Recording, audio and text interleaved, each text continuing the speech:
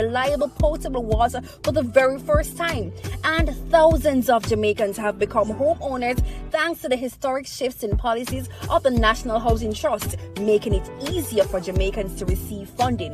Not to mention the record number of houses being built. Never dreamed you would own a home? No matter your circumstance, home ownership is possible for you. Thanks to the government's new social housing program specially designed to meet the needs of poor Jamaicans at no cost to them. We are building Jamaica. The proceeding was brought to you by the Office of the Prime Minister. Me, I go show them my way of justice. I'm abused. I need legal advice. I don't deserve this. The truth of the matter is, justice there for all of we. The Ministry of Justice has trained more than 5,600 persons in restorative justice practices. More than 200,000 victims have been supported by the victim services. Legal aid has reached thousands island-wide. Make we talk it out, not fight it out. Call 888 Justice today.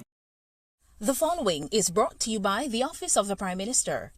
Your government is empowering you through education, training, and development. That is why we have removed all fees for every Jamaican accessing training through the Heart NSTA Trust. So, whatever you desire training in, food and hospitality, beauty and cosmetology, housekeeping and hotel management, welding, carpentry, masonry, or any of the dozens of programs Heart offers, you can enroll completely free and change your life. We are building Jamaica. The proceeding was brought to you by the Office of the Prime Minister. Thank you for stopping by and diving into Jamaica's incredible military history. In partnership with the Jamaica Defense Force, we've created this special online exhibition to celebrate the courage, sacrifice, and heroism of our nation's defenders. Get ready to explore stories of bravery, proud moments, and remarkable achievements, all from the comfort of your own home. We invite you to immerse yourself in Jamaica's military heritage and discover the legacy of those who serve. Enjoy the journey.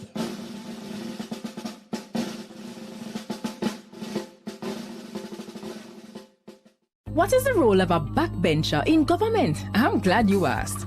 They're members of parliament who are not appointed to cabinet. So they sit in the back of the legislature and they apply pressure. They examine what government legislates, participate in parliament debates, raise issues and advocate and question chamber when things don't look straight.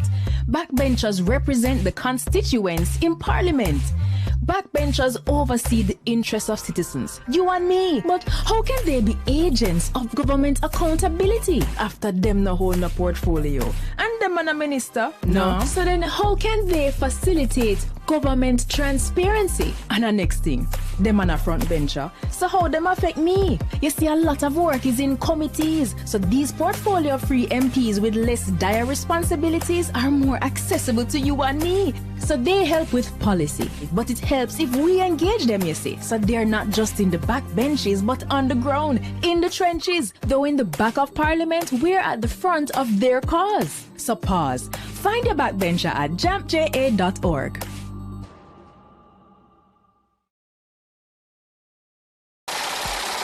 $1.4 trillion.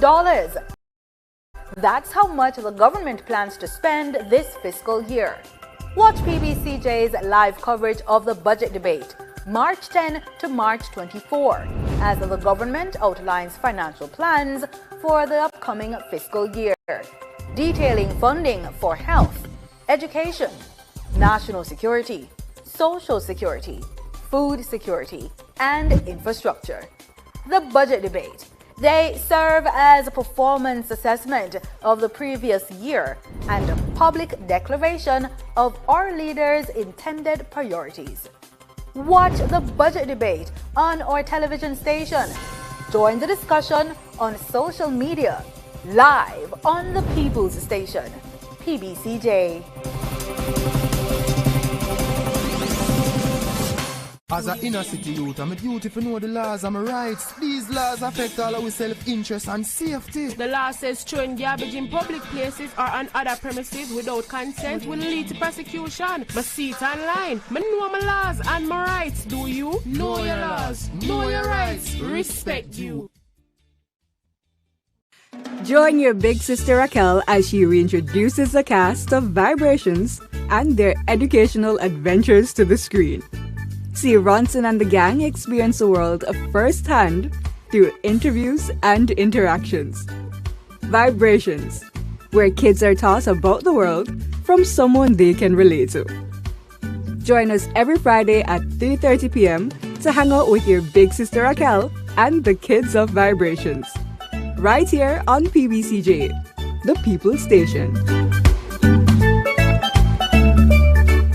Me, I go show them my way of justice. I'm abused.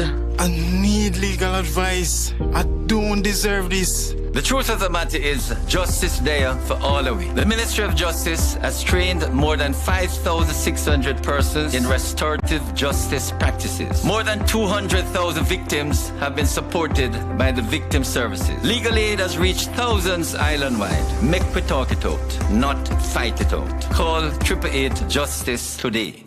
Today, we can report 2 consecutive years of reduction in major crimes and murders, with a significant reduction of almost 20% in murders for 2024. Between January 2022 and January 2025, we have reduced murders by 51%, and January 2025 had the lowest monthly murder count since September 2014.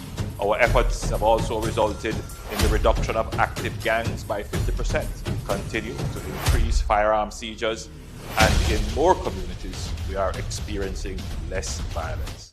We will realize our vision of Jamaica as the place of choice to live, work, do business, raise families, and retire in peace and prosperity. The proceeding was brought to you by the Office of the Prime Minister.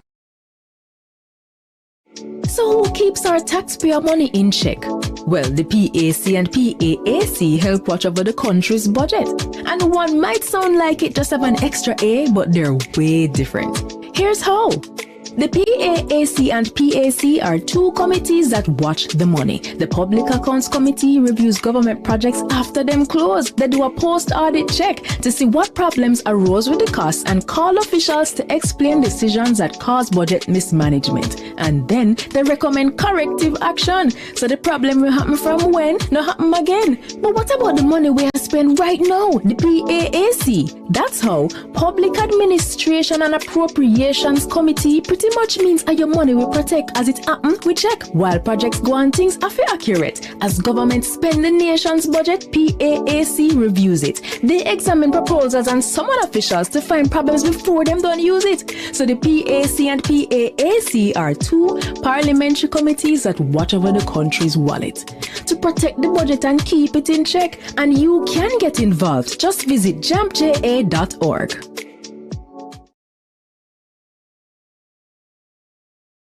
The following is brought to you by the Office of the Prime Minister. To fight crime and violence in your country, your government has invested over $9.7 billion into national security systems. This includes the construction and renovation of dozens of police stations, the acquisition of critical security equipment such as patrol vessels and police vehicles, the recruitment and training of more police officers, and the build-out of the Jamaica Defense Force. Your government is investing in your safety. We are building Jamaica. The proceeding was brought to you by the Office of the Prime Minister. Thank you for stopping by and diving into Jamaica's incredible military history. In partnership with the Jamaica Defense Force, we've created this special online exhibition to celebrate the courage, sacrifice, and heroism of our nation's defenders. Get ready to explore stories of bravery, proud moments, and remarkable achievements, all from the comfort of your own home. We invite you to immerse yourself in Jamaica's military heritage and discover the legacy of those who serve. Enjoy the journey.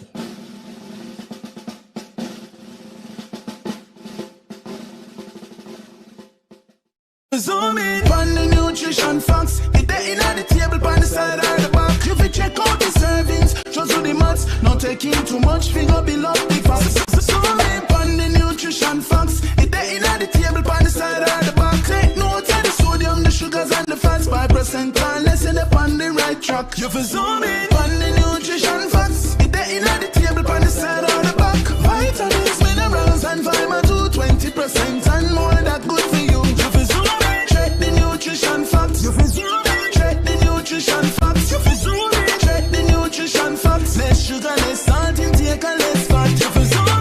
message from the Ministry of Health and Wellness, Jamaica Moves, the Heart Foundation of Jamaica, the National Health Fund, and Japan. Peace begins with us. Every act of kindness, every step towards understanding brings us closer to a brighter tomorrow. Let's choose unity, compassion, and hope. Together, we can build a future where peace reigns. Brighter tomorrow starting today.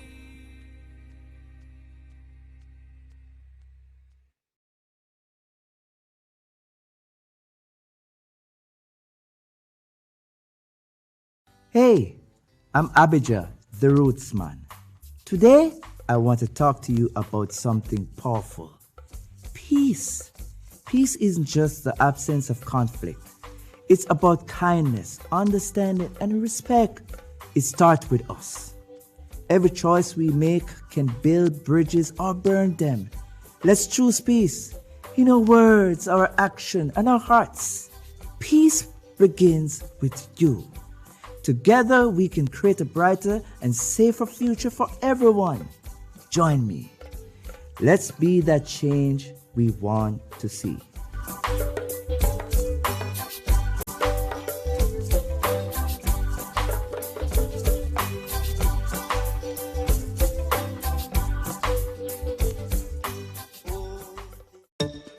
Each year, the Jamaican Parliament approves billions in tax dollars to buy goods and services for Jamaicans. Awarding contracts to private companies to provide public goods and services is called public procurement, and it is a major hotspot for corruption.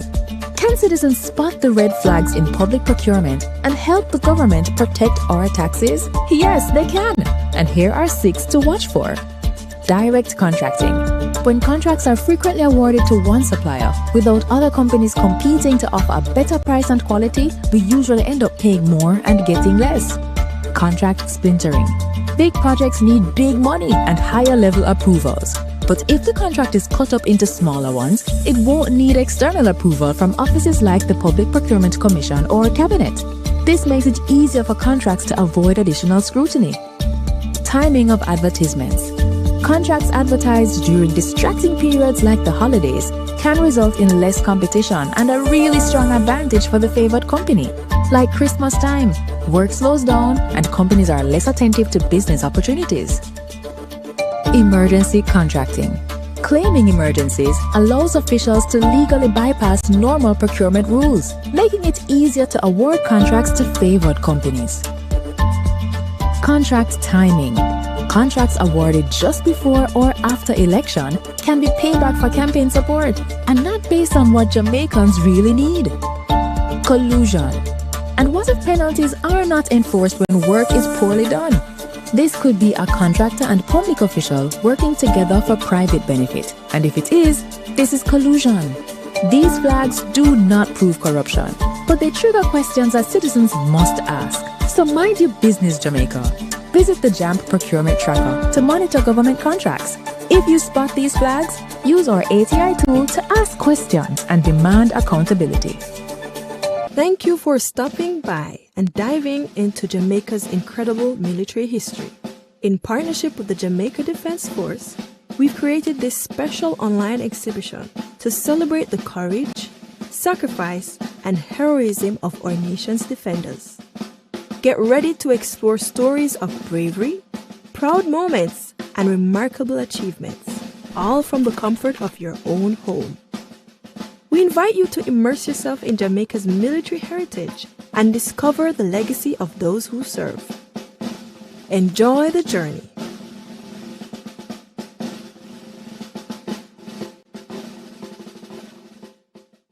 Cook it up and make us steam it. Fresh so me need it, tilapia a real fish. Cook it up and make us roast it. Farm fresh so me need it, tilapia a real fish.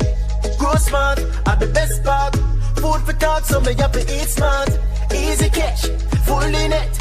A tilapia, so you don't know what's next. Cook it up and make us fry it.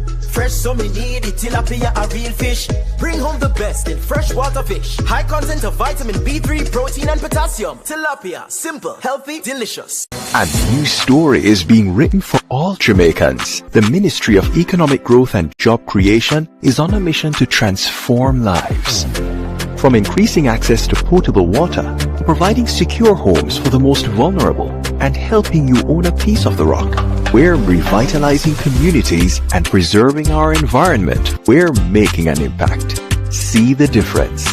Feel the difference. Building a better Jamaica for you and me. You can feel it. Oh, make JC. Me, I go show them my way of justice. I'm abused. I need legal advice. I don't deserve this. The truth of the matter is, justice there for all of we. The Ministry of Justice has trained more than 5,600 persons in restorative justice practices. More than 200,000 victims have been supported by the victim services. Legal aid has reached thousands island-wide. Make we talk it out, not fight it out. Call 888 Justice today. We want a piece for Jamaica. Yo, what are you? Oh, man, no, that. No, brother, no, man. You see you ever play ref? Dirty game, man. Yeah, but a bad game. No, I said, place you come from, brother. I want to live good, man. I want to live good, brethren. So shake hand, I can play a little bad, brethren. Really, have to shake hand? Yeah, man, and no badness, brethren. Just live good, man. Come together, I make the violence done.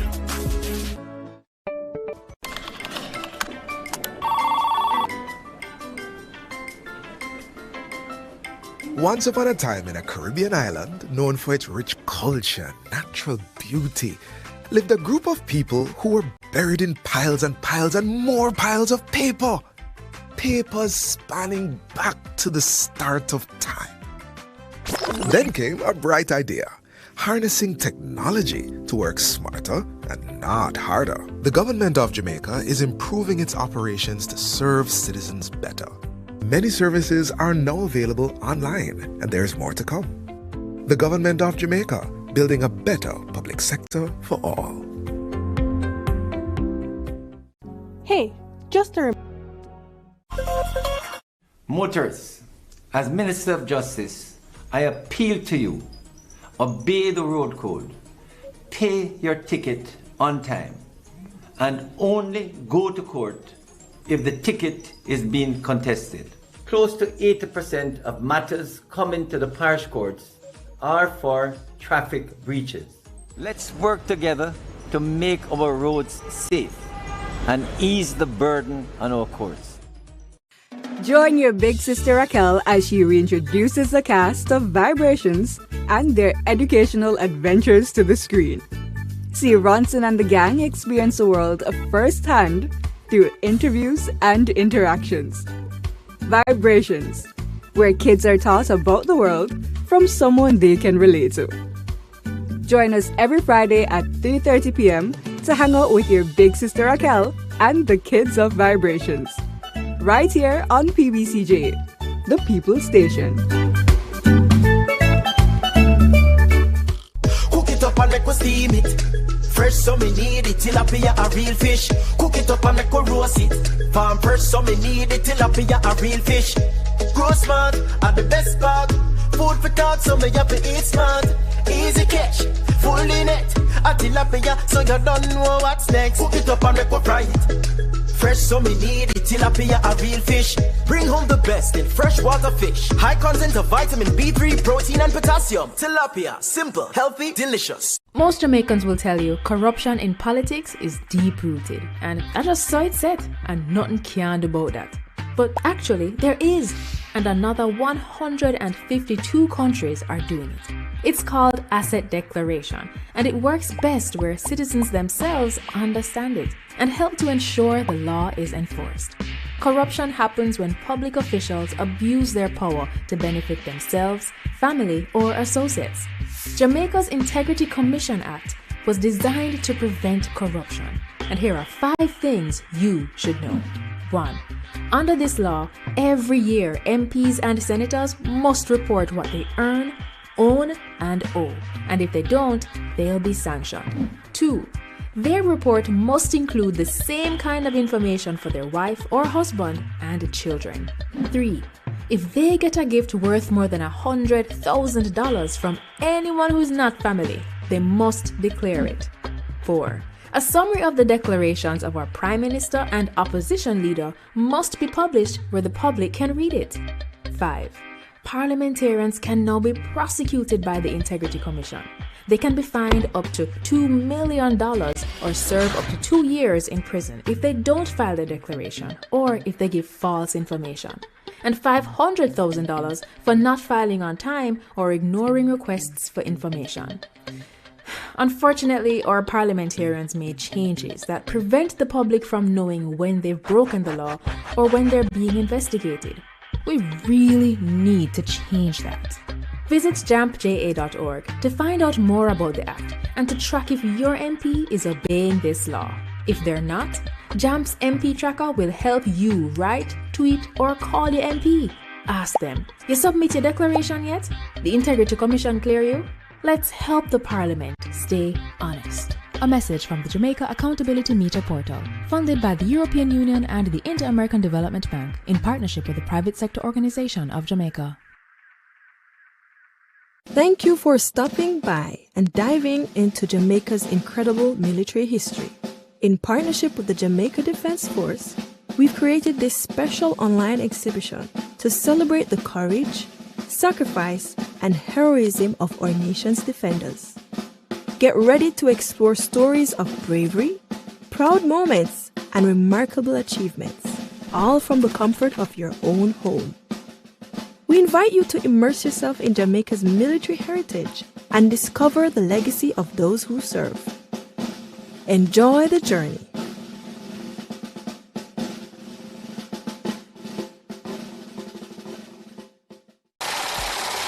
$1.4 trillion. That's how much the government plans to spend this fiscal year. Watch PBCJ's live coverage of the budget debate, March 10 to March 24, as the government outlines financial plans for the upcoming fiscal year, detailing funding for health, education, national security, social security, food security, and infrastructure. The budget debate. They serve as a performance.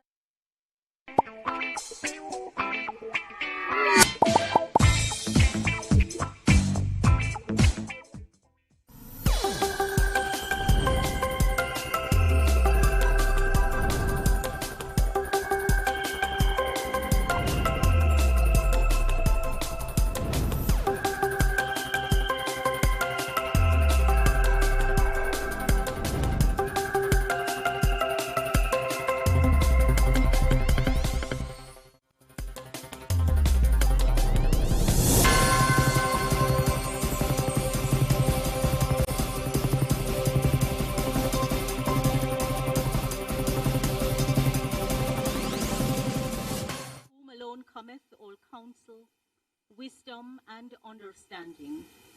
We thine unworthy servants here gathered together in thy name, do most humbly beseech thee to send down thy heavenly wisdom from above, to direct and guide us in all our consultations.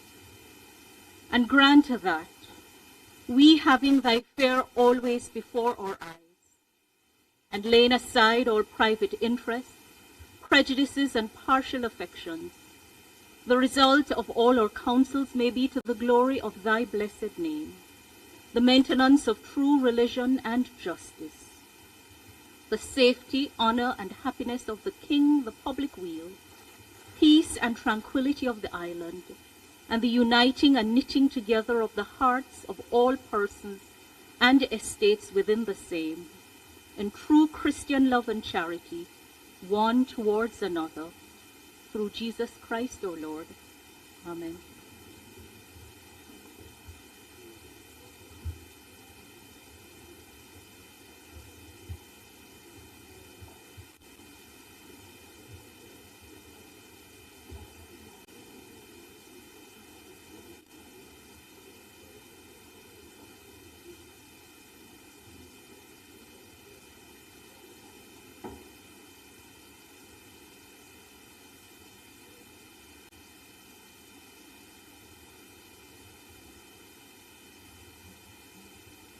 You may be seated.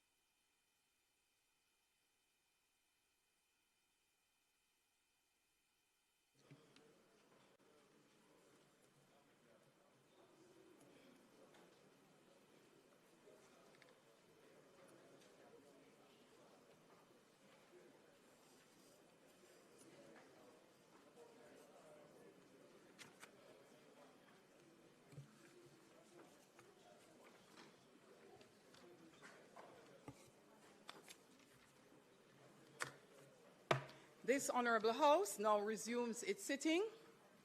I wish to welcome all members and those in attendance a warm and pleasant good afternoon to this sitting of the House of Representatives for Thursday, March 19, 2026. Today we resume what has been a spirited and engaging budget debate. We will hear from the Most Honorable Prime Minister, who will make his contribution to the debate today.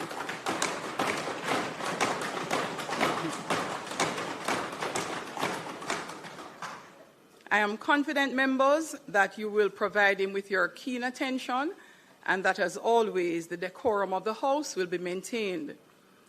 We are joined by a number of persons today, and I would like to extend a special welcome to the following persons. Honorable Tom Tavares Finson, the President of the Senate, and other members of the Senate joining us today. It would appear our entire team of senators from the government side is seated in the Parliament. Welcome. Members of the Diplomatic Corps, Cabinet Secretary, Honorable Audrey Sewell, Permanent Secretary in the Office of the Prime Minister, Rocky Mead, and Permanent Secretary in the Ministry of Economic Growth and Job Creation, Mrs. Arlene Williams. Also, we have some very special guests seated right to my left, I'll say, at the back of the members from the opposition bench. A special contingent of ministers from across the Caribbean. Let me first recognize Dr. Hanley, Deputy Prime Minister and Minister of Education from the Federation of St. Kitts and Nevis.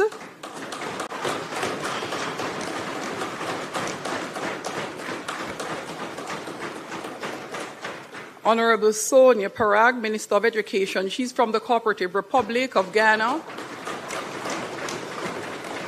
Also, Honorable Chad Blackman from Barbados.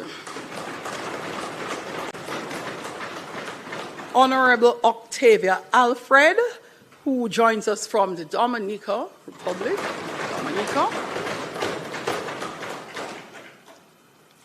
And Honorable Sheila Rogers Webster, who joins us from Anguilla.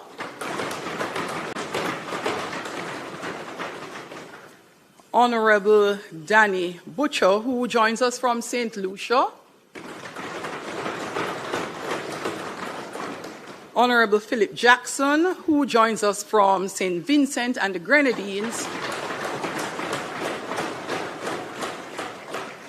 And Mrs. Lorraine St. Louis Need, Permanent Secretary, who joins us from Grenada. I'll make special welcome and mention of Dr. Wayne Wesley, who is the CEO and Registrar for the Caribbean Examination Council, who is also with us today. I hope I have not left anyone out. Let me say to the special seated guest from St. Andrew West Central, welcome on behalf of your Member of Parliament, the constituency of the Prime Minister. To all who are packed in the chamber and in the gallery today, I hope you will enjoy today's proceedings, and for all those who have joined us across the country on the various social media platforms, be it PBCJ Live or traditional media, I trust and hope that you will find today's proceedings interesting and informative. Clerk, call of the roll.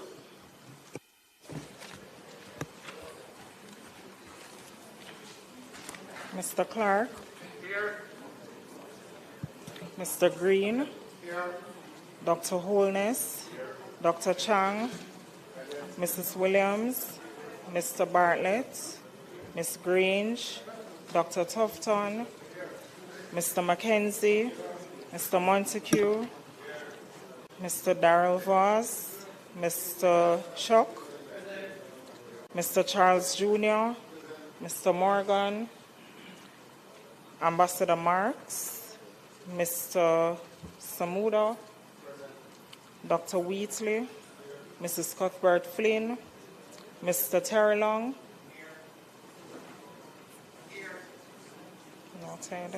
Mr. Whittle, Mrs. Dalrymple Filbert, Miss Morrison, Miss Lee,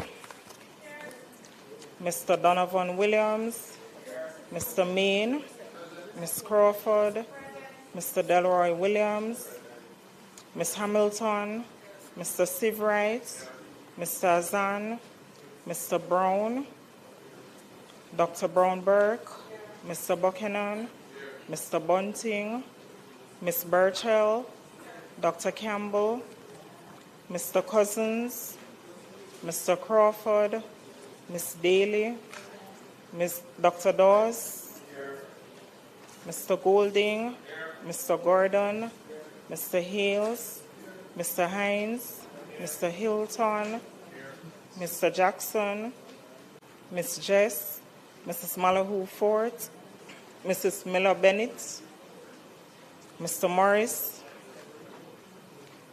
Mrs. Nita Garvey, Mr. Newell, Mr. Paulwell, Mr. Phillips, Miss Perkis, Mr. Robertson, Mr. Robinson, Dr. Russell, Ms. Shaw, Mr. Smith, Mr. Dwayne Vaz, Mr. Warmington, Mr. Brown, and Mr. Crawford. Thank you, Madam Speaker. House Leader.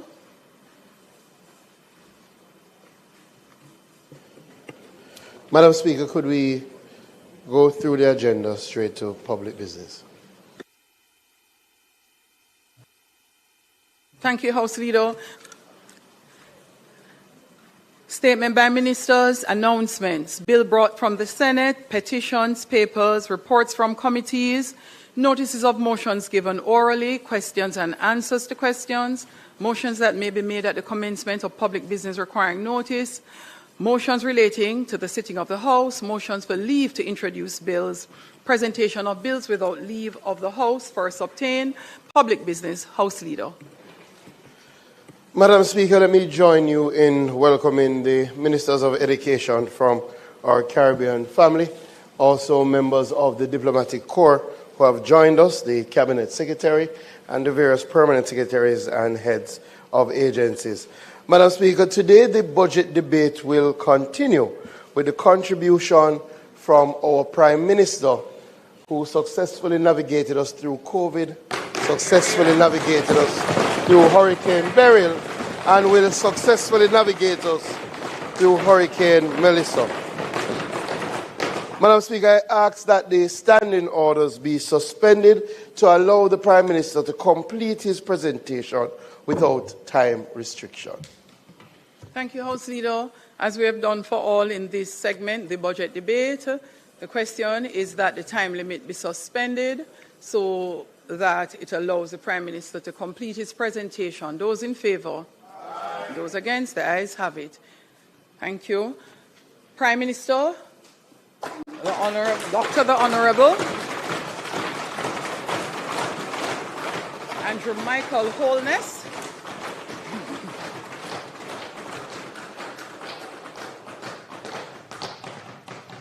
Excellencies of the Diplomatic Corps,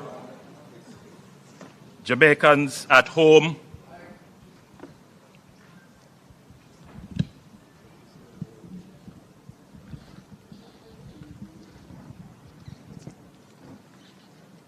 Excellencies of the Diplomatic Corps, Jamaicans at home and in the diaspora listening, watching and following on various media platforms, distinguished ladies and gentlemen in the gallery, Madam Speaker, honourable members, senators and former members seated in the well.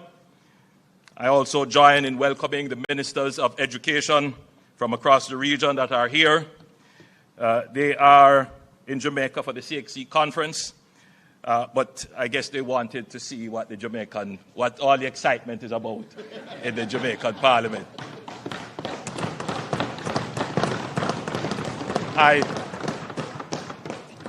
I welcome you not only as Prime Minister, but as a former Minister of Education. Madam Speaker, I stand before this honourable House with a heart full of profound gratitude and a profound resolve. And I consider it a singular privilege to do this for the 11th time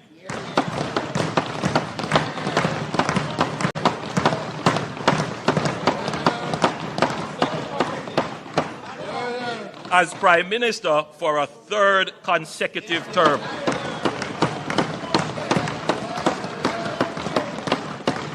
I give thanks first and foremost to the Almighty God for His grace and mercy upon this nation through the passage of Hurricane Melissa, for sparing us the full measure of what that storm was capable of, and the strength He has placed in the hearts of our people.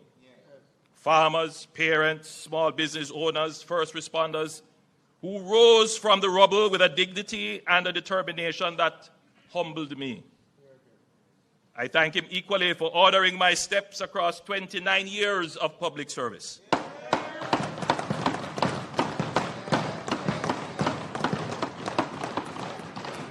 As Member of Parliament for West Central St. Andrew, Minister of Education, Leader of Government Business, Prime Minister for a few months,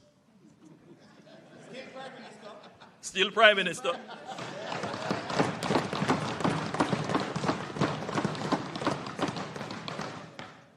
Then the people's loyal leader of the opposition, and now Prime Minister once more.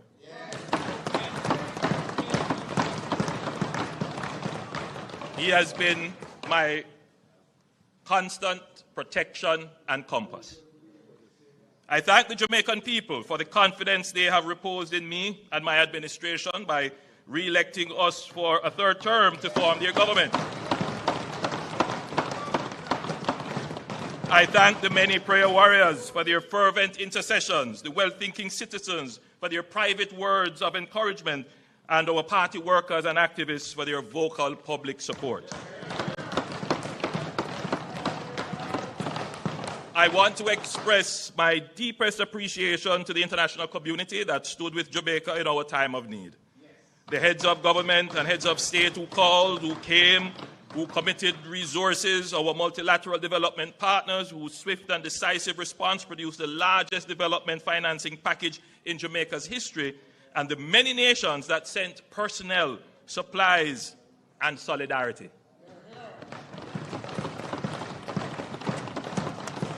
Including members of the CARICOM family who are represented here by their respective ministers of education. To the men and women of the Jamaica Defence Force and the Jamaica Constabulary Force and the Jamaica Fire Brigade, you walked in devastation on foot when that was the only option. Airlifted patients when roads had ceased to exist and distributed care packages to communities no one else could reach. You made every Jamaican proud, and this nation owes you a debt of gratitude.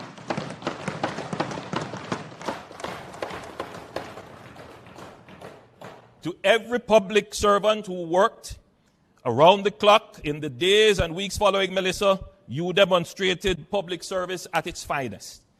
To the Jamaican private sector, the companies, associations, and entrepreneurs who mobilized resources, opened warehouses, contributed equipment, and served their communities without being asked, you show that Jamaica's resilience lives in the spirit of our people. To the entertainers and sportspersons, and to the countless individuals and organizations and members of the diaspora across the world who gave generously, Jamaica thanks you. Madam Speaker, I want to commend you for your disciplined and judicious ordering of the business of this Honourable House.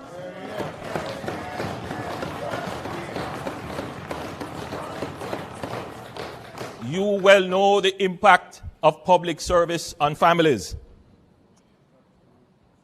And I want to thank my family for bearing the weight of public life with me and supporting my endeavors.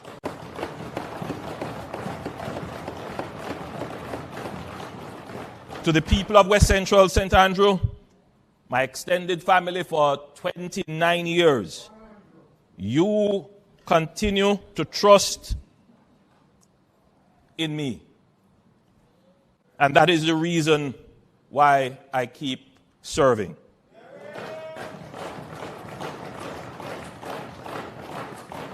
This year, there are some major projects which we will complete and on which work will commence. In a few weeks, we will complete and hand over 2 new multifamily housing solutions under the new social housing program to replace 2 dilapidated tenements. And we will begin construction of 3 additional multifamily housing solutions, including one in the community of Bell Rock to replace houses destroyed by fire in 2024. We will continue the development of the St. Paul's Lane community with the construction of a Golden Age home and sporting facilities. Construction will begin on parks and sporting facilities for the people of Sibbons Park and the Mall Road communities. Rehabilitation and repair works are slated to begin in a few weeks for the Olympic Court housing scheme under the National Housing Scheme Rehabilitation Program. Shortly, we will open the Olympic Gardens Performing Arts Centre and we will start the upgrade of the Kling Kling Oval. And I have good news for the people of Drewsland residing along the gully banks of the Sandy Gully. Repairs will begin on the collapsed sewer main and compromised retaining walls that pose a health and safety hazard to the residents. I'm certain the member from Western St. Andrew will also be pleased because it is a border area and we both share the challenge.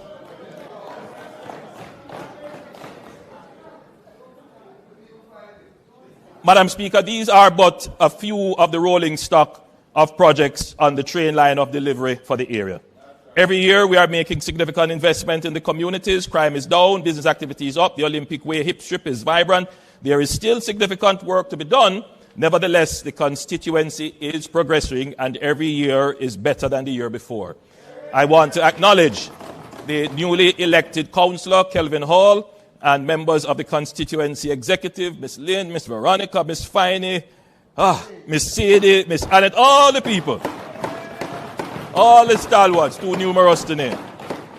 Madam Speaker, I also want to acknowledge the hard-working ministers of my cabinet, the dedicated members on both sides of this honourable house who serve Jamaica with distinction every day. I want to thank my personal staff and advisors, my communications team at OPM, and the dedicated members of my security detail. Madam Speaker, I want to especially acknowledge and thank the dedicated teams at the ministries that I lead. You know, Madam Speaker, I want to thank our Cabinet Secretary, the Honourable Audrey Sewell, and the team of the Cabinet Office. It is not well known that the Cabinet Office is actually a ministry, and the Cabinet Secretary is the permanent secretary. It is a ministry. I also want to acknowledge the support of Ministers Wheatley, Marks, and Fitzhenley, and our permanent secretary, Ambassador Rocky Mead, at the Office of the Prime Minister, another ministry of government.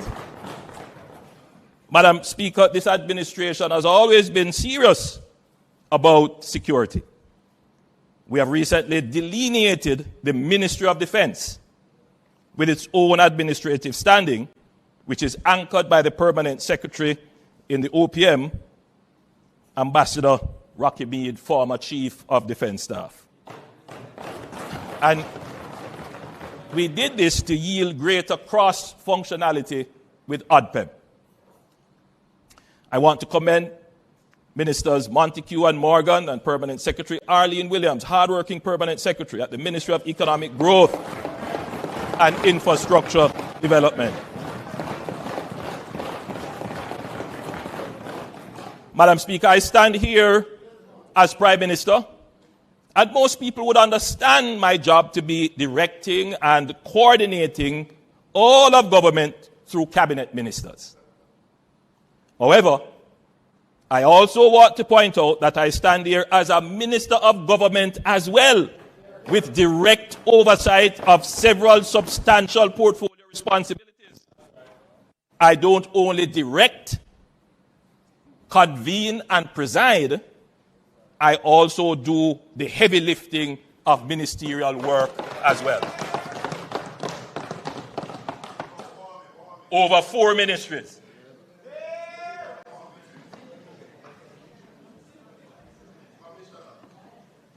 Madam Speaker, the leader of the opposition only talks.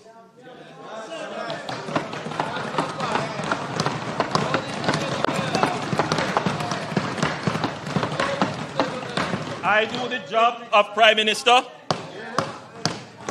and I head 4 other ministries. The leader of the opposition only talks. Many times nonsense.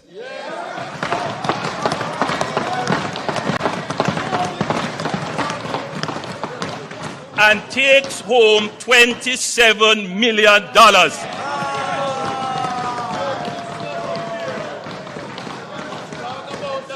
In the last term, the leader of the opposition earned more than the Prime Minister. The opposition spokesman on finance stood in this house and said the opposition has no problem with the increase in MP salaries.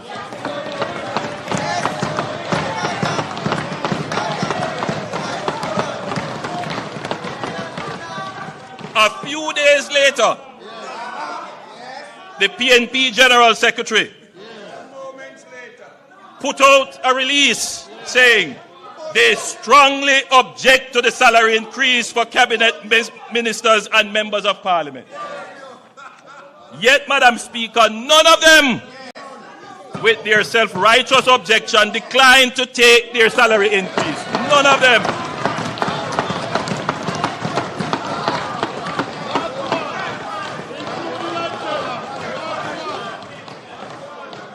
In fact, Madam Speaker, they were the first ones calling the Parliament to find out the amount of their retroactive pay.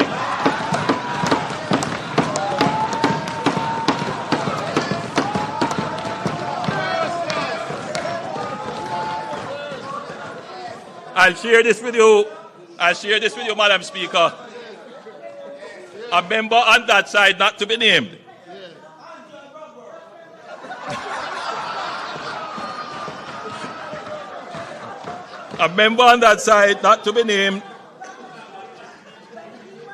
obviously concerned that the public posture of the PNP could force the government to reverse the pay increase, called to say that I should ignore the statement of the PNP General Secretary and the leader of the opposition, as all their MPs agreed with the increase and could not survive without it.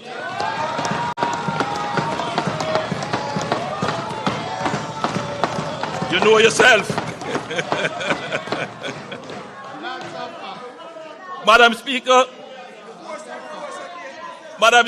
when I took the decision to forego the pay increase, I said in a widely circulated press statement, this has broader implications for not only the current holder of the office of Prime Minister, but previous Prime Ministers or their surviving spouses and possibly future Prime Ministers. It therefore must be considered very carefully. My current decision to forego any salary increase could easily be changed by another Prime Minister in the future, or a new mandate may give an opportunity to reconsider the Prime Minister's salary. On September 3rd, 2025, Leader of the Opposition, the people of Jamaica weighed all these matters in the political scale and gave my administration a new mandate based on the work we have done to earn their confidence.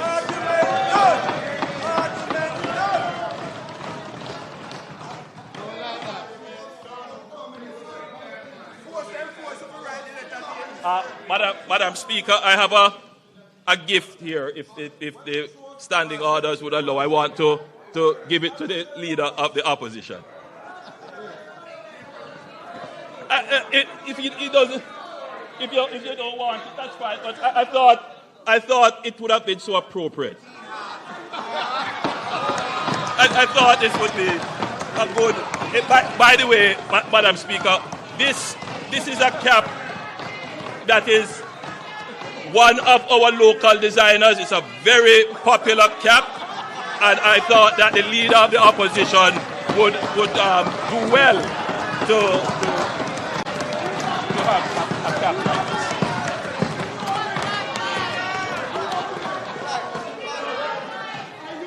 Madam Speaker,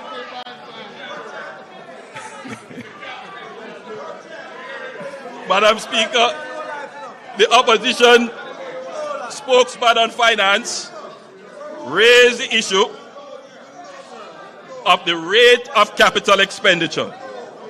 He went on to suggest that the size of the Ministry of Economic Growth and Infrastructure Development and its share of the national capital budget is a reason for slow utilization.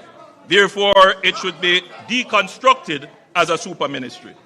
The slow pace of utilization of the capital budget has nothing to do with the present configuration of the ministries.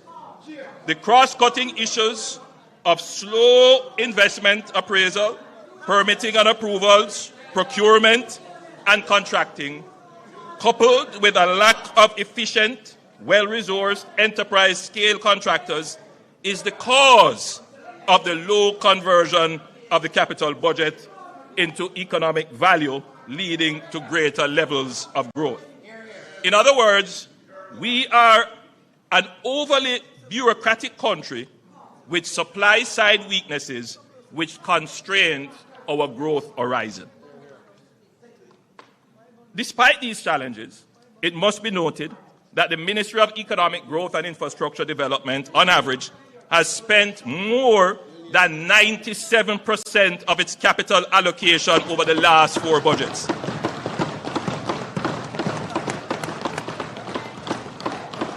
The opposition spokesman on finance would well be advised that in the 2022-2023 budget, the capital spend for the Ministry of Economic Growth and then job creation was 97.56%. In 2023-2024, it was 98.1%. In 2024-2025, it was 98.38%. And so far this year, haven't closed out as yet, we are at 95.59%. In fact, Madam Speaker, this ministry has stimulated, overseen, and supported the most sustained and robust period of infrastructure development since 1960, which in turn has resulted in the last decade being the most consistent and sustained period of quarterly growth in the last 30 years.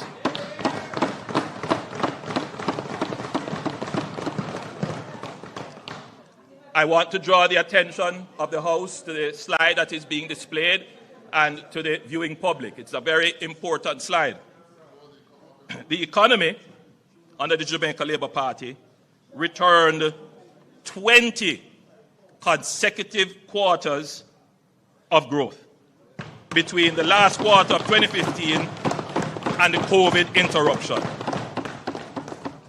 Before that, the longest quarterly stretch was 9 quarters. So there is a fundamental change in the Jamaican economy. The only time that we have not had growth would have been the COVID impact and the burial impact. The beauty of this graph that is being displayed, this table, is the speed at which the economy recovers. So, Madam Speaker, you know, there is something that we admit up front. This is not the growth rate that we would like to see. It's still very low. Nobody debates that. But, Madam Speaker, it is better than episodic growth. It is better than long periods of no growth. To get to growth, Madam Speaker, two things are necessary. They're not sufficient, but necessary. The first is to get to growth, Madam Speaker.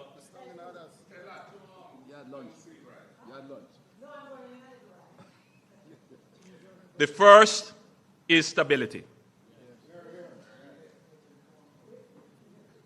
And what you are seeing here as a feature of the Jamaican economy is stability.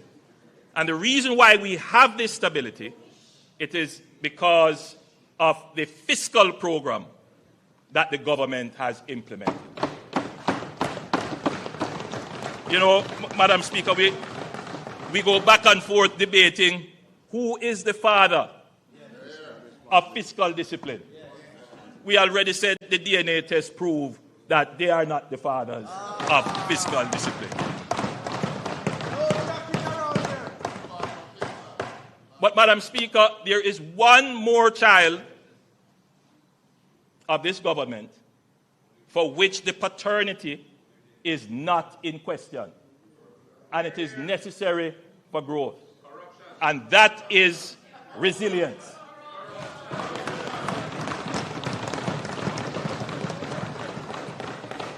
Madam Speaker, the author of Jamaica's resilient economic performance is this administration.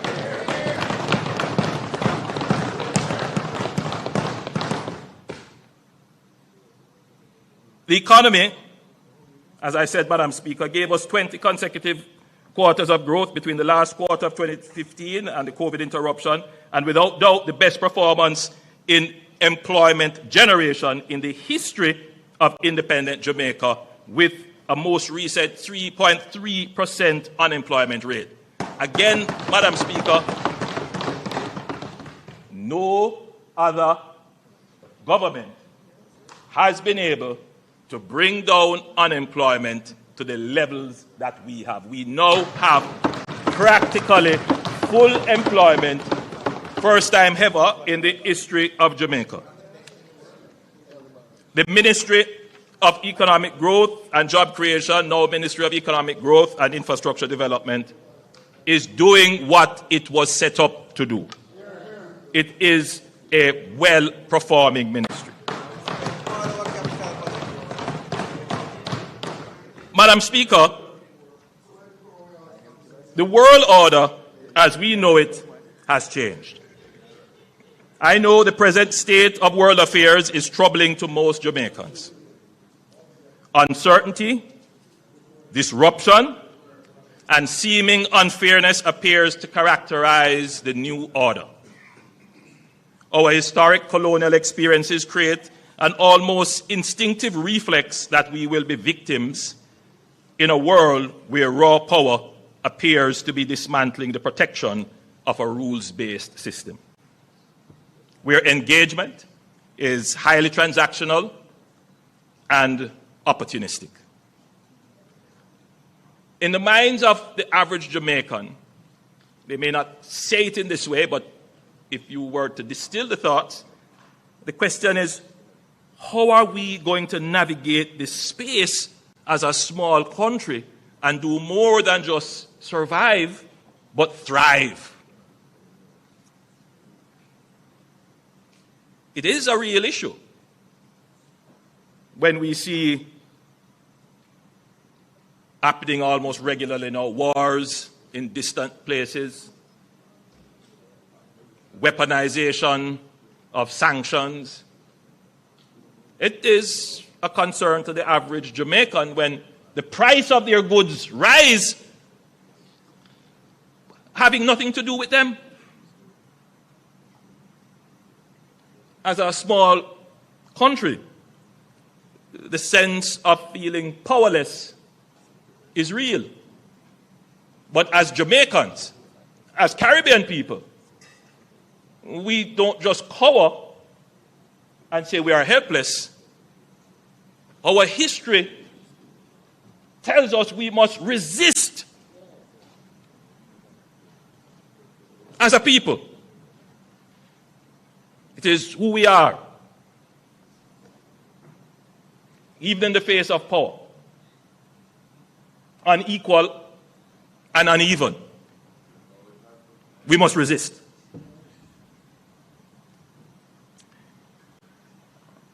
I think the first strategy, however, Madam Speaker, is that we must learn from our past. It is not the first time that the global order has changed in profound ways.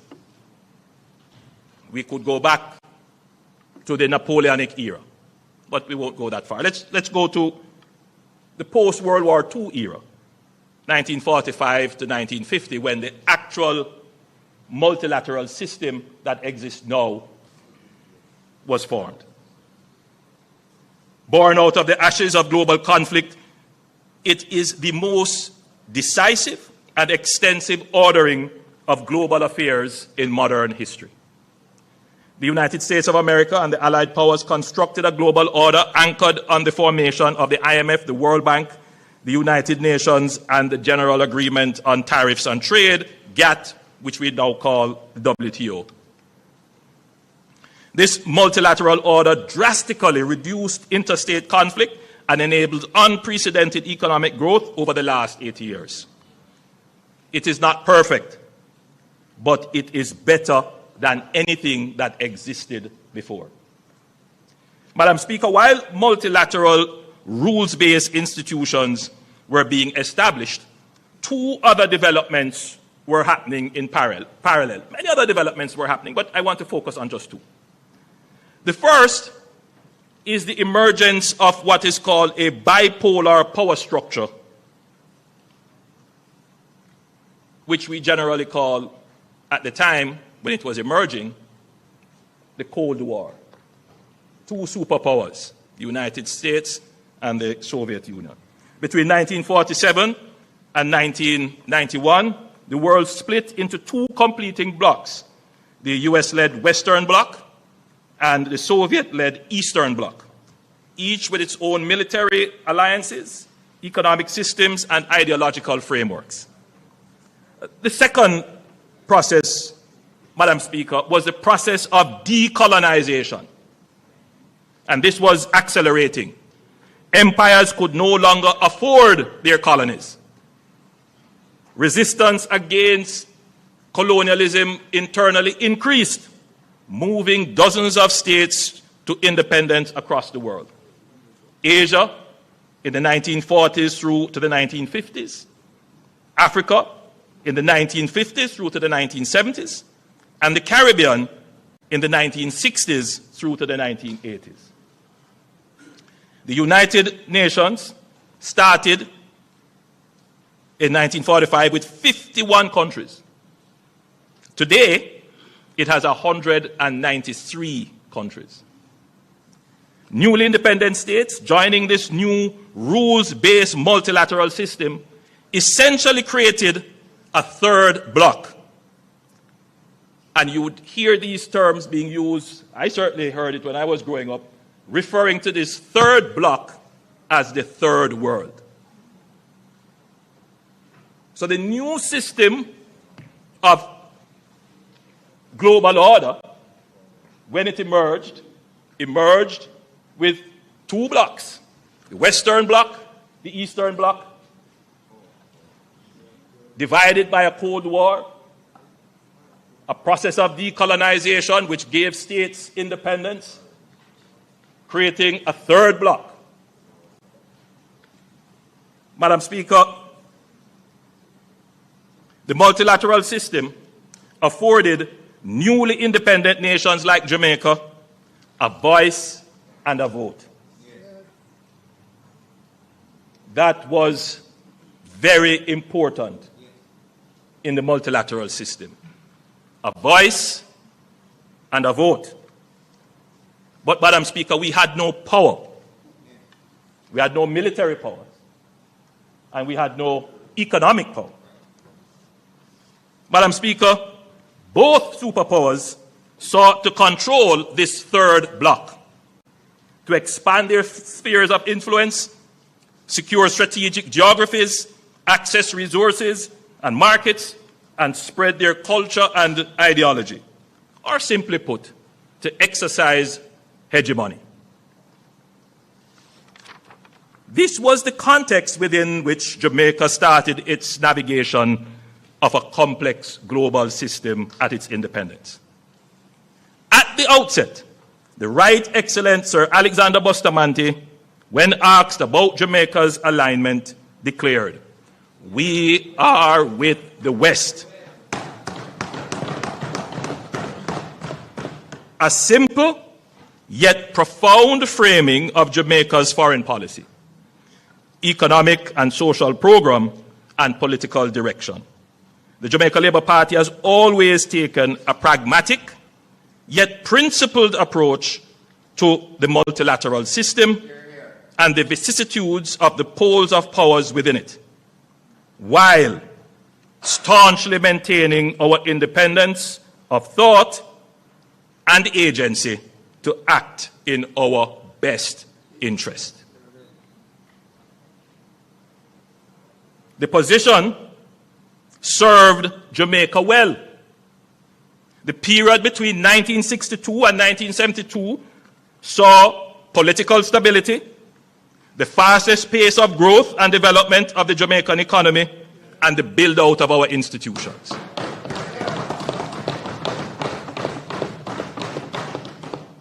Madam Speaker, the period 1972 to 1980 of the Cold War era, the PNP government under Prime Minister Michael Manley changed Jamaica's political, economic, and social development policy and trajectory to democratic socialism, which also informed a change in Jamaica's foreign policy outlook.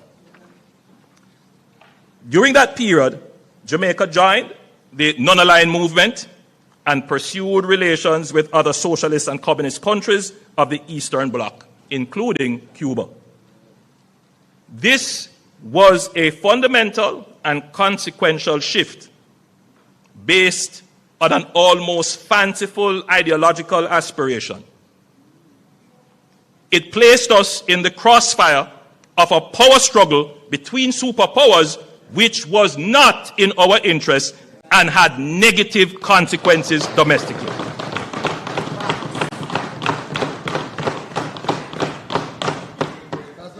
This period coincided with the collapse of the Jamaican economy, our first debt crisis, the hollowing out of the middle class, and the emergence of widespread political and gang violence. Many of the challenges we face today are anchored in that period of our history.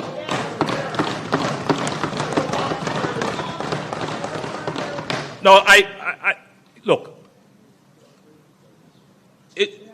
I know what I have said here is going to stir up our antness, because people do feel very strongly about this period, but I don't think it is ventilated enough. Look, no, what I've said here is not opinion. These are the facts. These are the facts. If you ask me for my opinion, I will give you my opinion. Right? And my opinion is that I admire Michael Manley's intellect. I admire his willingness to challenge, but I also question his judgment.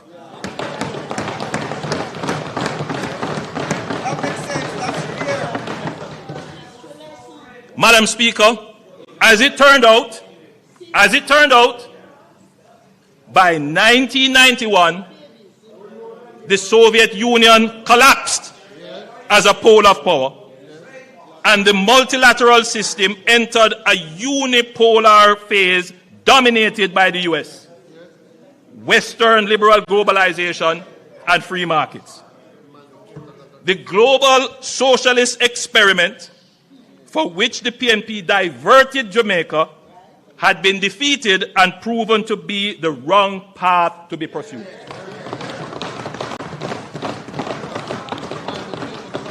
Now here are the facts.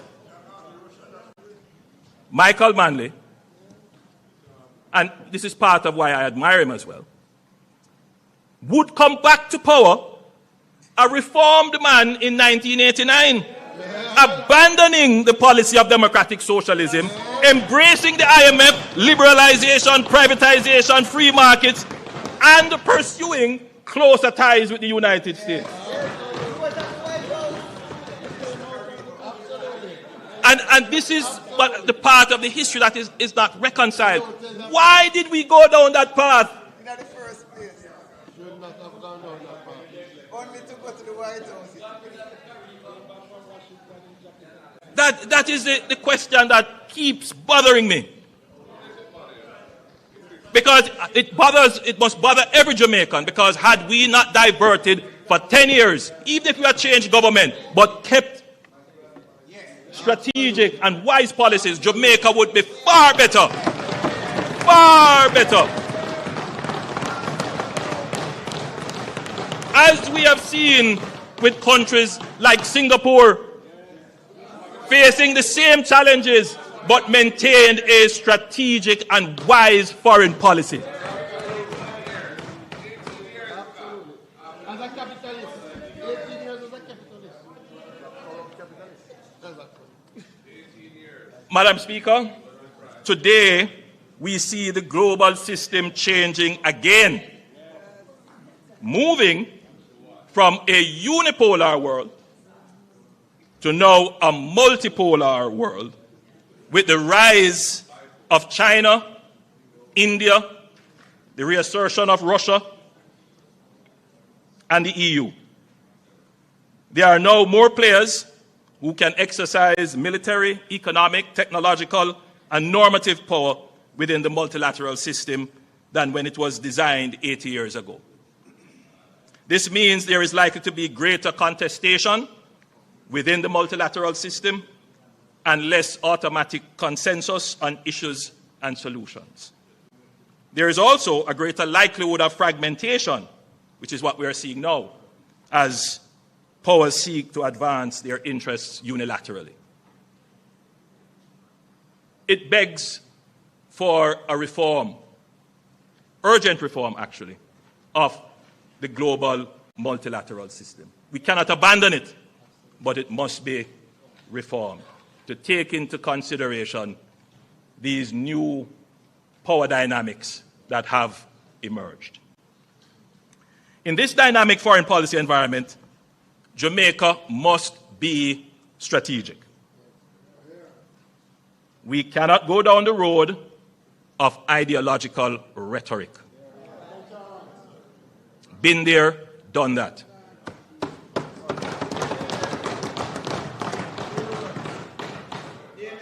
Foreign policy is about having a clear framework of principles and values within which we pursue our interests, while treating with the interests and powers of others with whom we engage.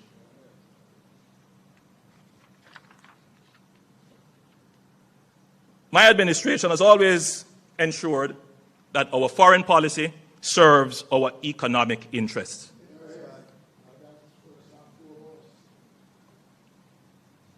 Whatever I do must make sure that Jamaica can recover quickly, that the person in Westmoreland whose house has not yet been restored, that the chances of a quick restoration is not hampered.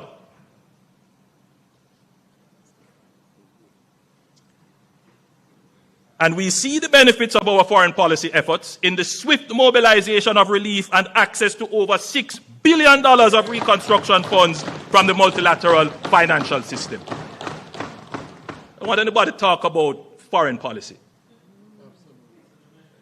because there's no other era in which Jamaica's foreign policy has delivered economic benefits for the people of Jamaica.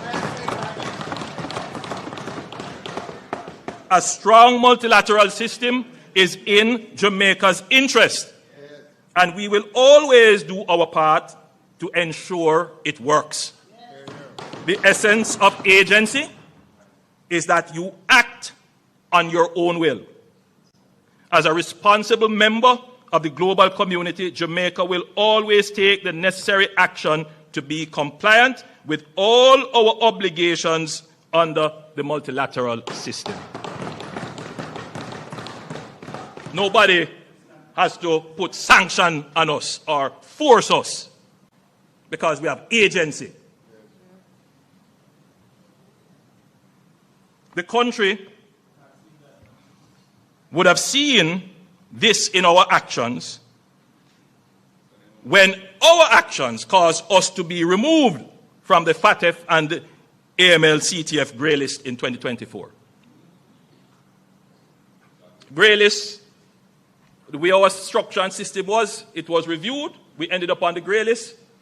Every member of the government worked very hard, including members of the opposition, to pass the necessary legislation, make the necessary policy changes. I mean, there were those saying that these, imperialists imposing global financial things on us, make we resist it. And what? Lose access to the international banking system?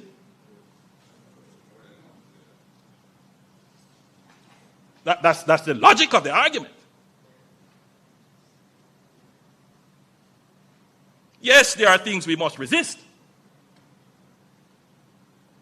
when it comes to our values. There are things that define us as Jamaicans that we're not going to change on those. Man is a man, woman is a woman. We're not going to change on that. So we do. But we look at the things that are also in our economic interest. All right. So, Madam Speaker, similarly, when concerns were raised with the government of Jamaica by the United States regarding the Cuban medical mission more than a year ago, I want you to pay attention to that. More than a year ago, we reviewed the program against our laws and the various multilateral conventions under which we have obligations. And let me say from the outset that the Cuban medical mission has been beneficial to the people of Jamaica. The Cuban doctors and nurses have assimilated quite well in our hospital system and have developed strong bonds with the people they serve. I can say that Jamaicans love them and want them to stay. However, there were some aspects of the program which were brought to the attention of the Cuban counterparts, our Cuban counterparts, to include how personnel were paid, that run counter to our own laws and several international conventions. We were hopeful that adjustments could be made to the program to make it compliant and that we could have reached some agreement where we could continue to have the direct services of the Cuban health professionals who are here. We continue to be hopeful that some agreement, arrangement, some changes can be made to the program. We continue to be. However, Madam Speaker, I want it to be noted and always acknowledged in the debate that every year since I have been Prime Minister and before, in this House, we have debated motions on the embargo on Cuba. Yes, my administration did that. Carrying on the position of the PNP administration and the JLP administration before and the PNP administration before. So this notion about abandoning friends, and look here, man, keep that in the 70s. We are in a different era now.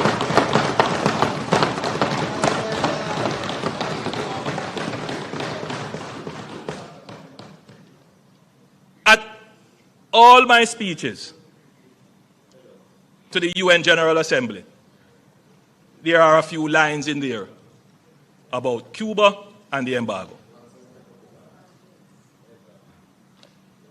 When I spoke at CARICOM, I spoke fairly and frankly.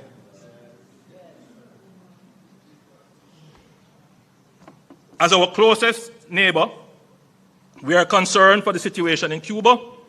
Through CARICOM, Jamaica will do its part to offer support for our brothers and sisters in Cuba. We take note of press reports that talks have opened between Cuba and the United States. This is a moment for reform and reset, and we are hopeful for a positive outcome.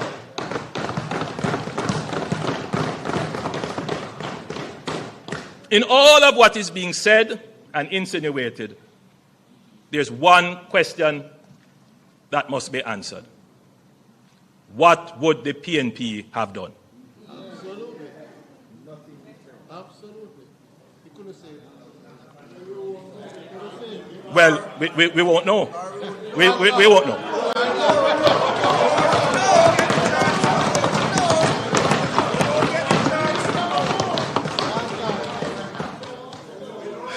Madam Speaker, there are moments in the life of a nation that test not only our systems but our soul. Hurricane Melissa was one such moment. The slide that is about to be displayed shows the path Hurricane Melissa took across the island. Hurricanes are becoming more frequent and more intense. And I want the country, members of parliament, the guests here to internalize what I'm about to say.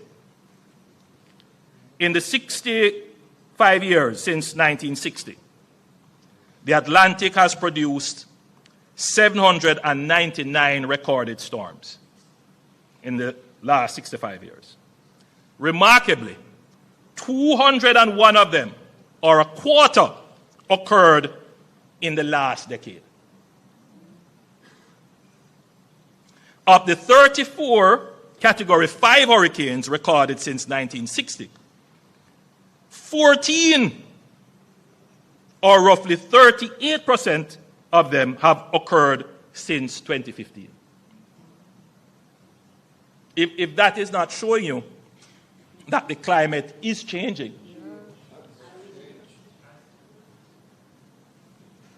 Meteorologists describe Melissa as the strongest tropical cyclone the Earth is physically capable of producing, a storm at the limits of nature's fury.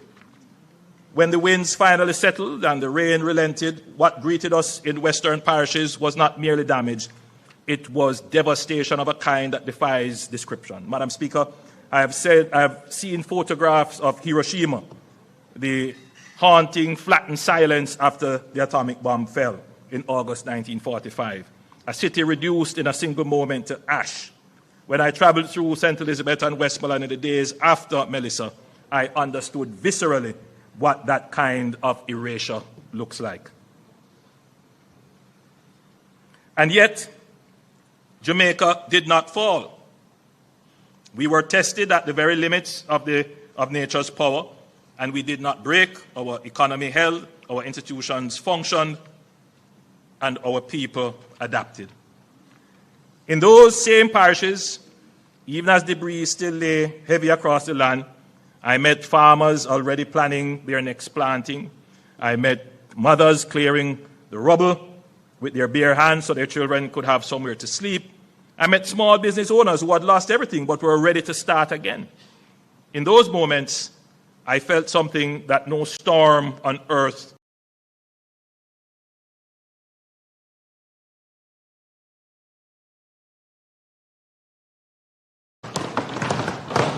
not once in our history chosen to surrender. Madam Speaker, before anything else, we acknowledge with gratitude, humility, and reverence that God's hand was upon this island, and that we were spared the full measure of what Hurricane Melissa could have done. But alongside grace, Proverbs 22, verse 3 tells us that a prudent man foresees danger and takes precaution. Jamaica took precautions, not only in the hours before landfall, but in the years before the storm.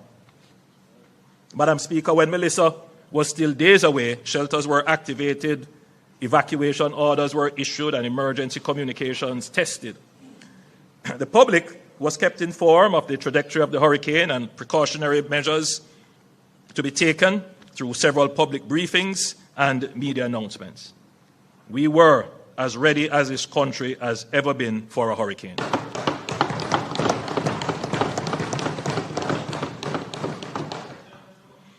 The investment this government has made in our security forces over the past decade, expanding personnel, equipment, and technology, growing our helicopter fleet, which turned out to be a very wise investment, strengthening our offshore patrol vessels, deepening our engineering and logistics capacity, paid dividends in those critical hours and days after Melissa struck. The seamless interface between national coordination and operational capacity was one of the defining institutional achievements of the Melissa response. It is a model we will build on, strengthen, and sustain. Madam Speaker, we would not be doing justice to the response if we did not also acknowledge what the experience exposed. Melissa stretched our systems, logistics chains were strained, fuel and maintenance capacity came under pressure, maritime and air assets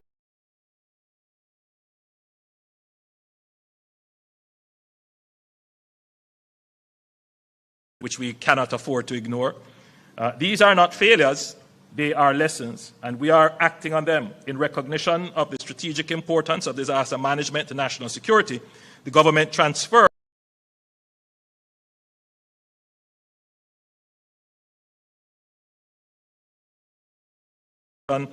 of national priority, positioning disaster resilience at the apex of the government's strategic agenda and creating the structural proximity between ODPEM, the JDF, and the effective civil-military cooperation that is needed to adequately respond to a disaster of this nature.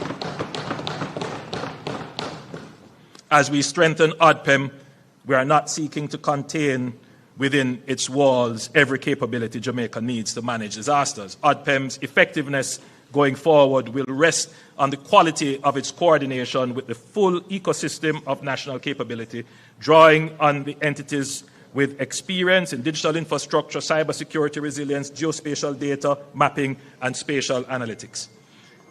Madam Speaker, I want to point out that in the weeks immediately following Hurricane Melissa, something extraordinary happened.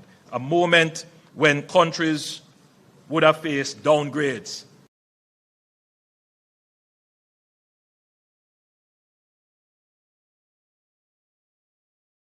Standard & Poor's, Moody's, and Fitch reaffirmed Jamaica's sovereign standing with stable outlook. And Moody's went even further.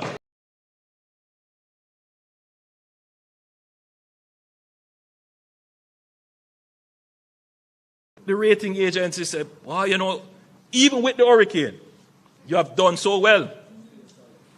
I'm going to maintain your outlook. Yeah.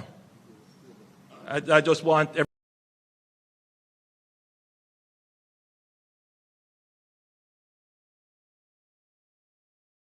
It sent a powerful signal to the world that Jamaica's resilience, note the word now, not stability, Jamaica's resilience, which is what we have put into the economy, is not only social and emotional, meaning our people's ability to withstand disaster, but it is also institutional in the agencies that we have created in terms of fiscal and economic.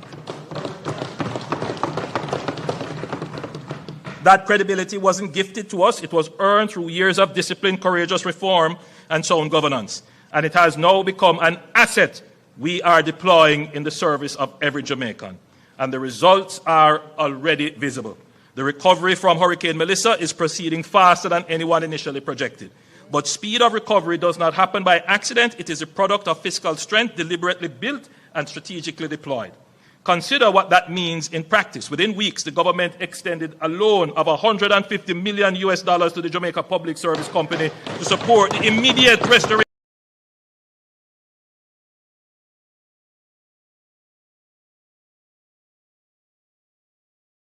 of the daily rhythm of life that so many Jamaicans depend on. Today, electricity and water have been restored.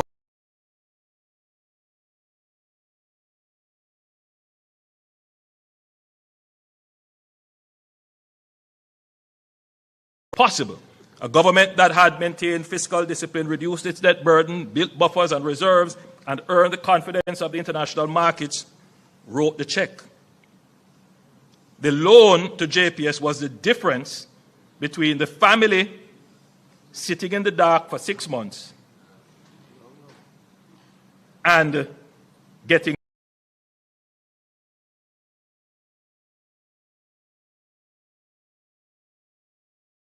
losing an entire season and getting back to work.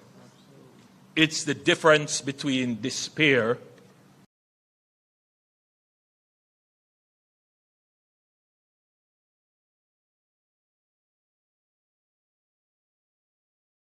bounded more quickly than anticipated.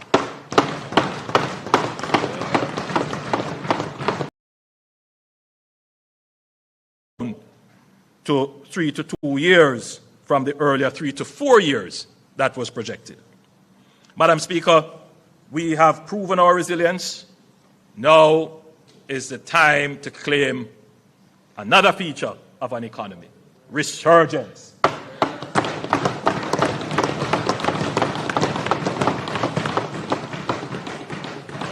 So you move from chaos to no growth to stability to resilience, and now, Madam Speaker, today, this budget is the first declaration that Jamaica will resurge.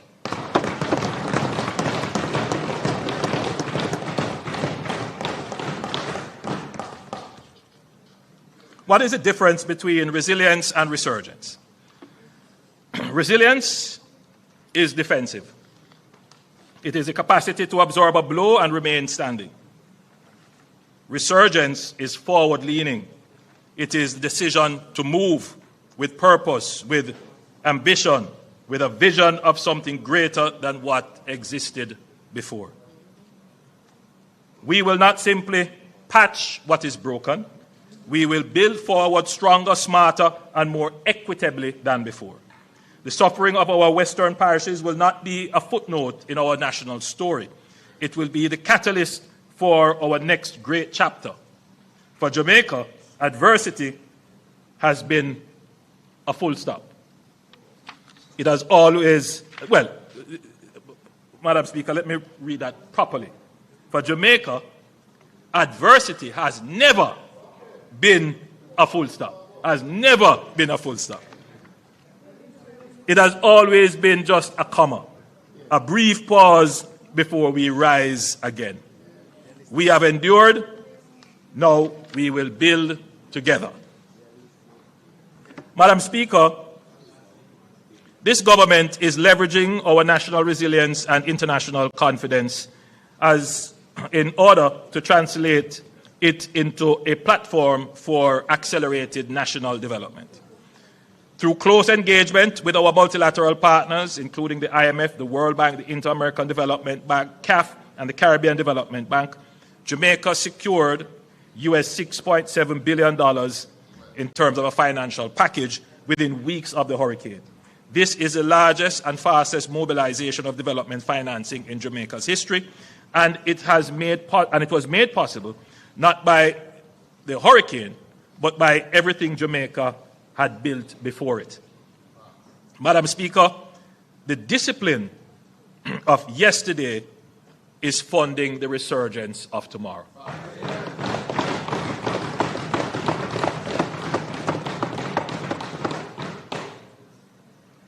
But financing alone is not enough.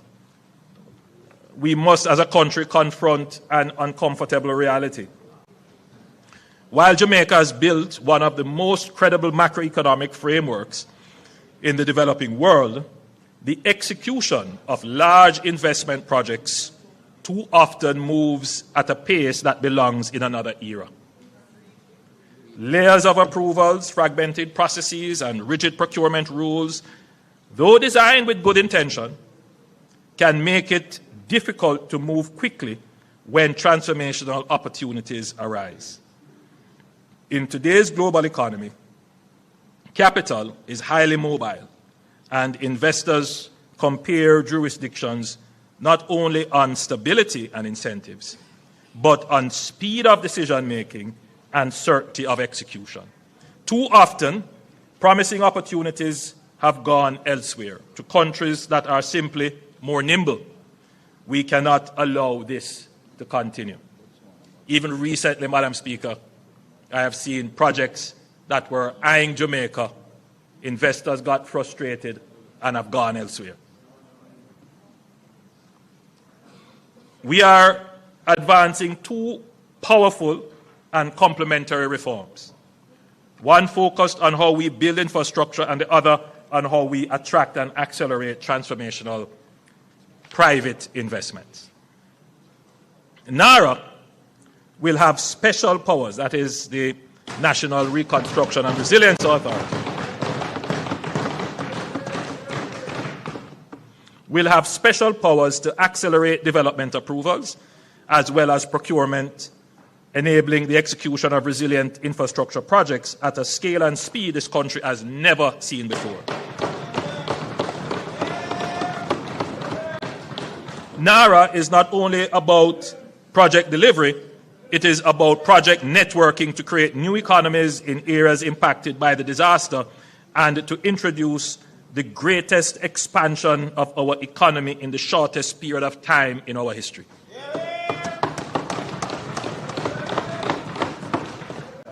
Madam Speaker, NARA will turn a crisis into an opportunity for Jamaica.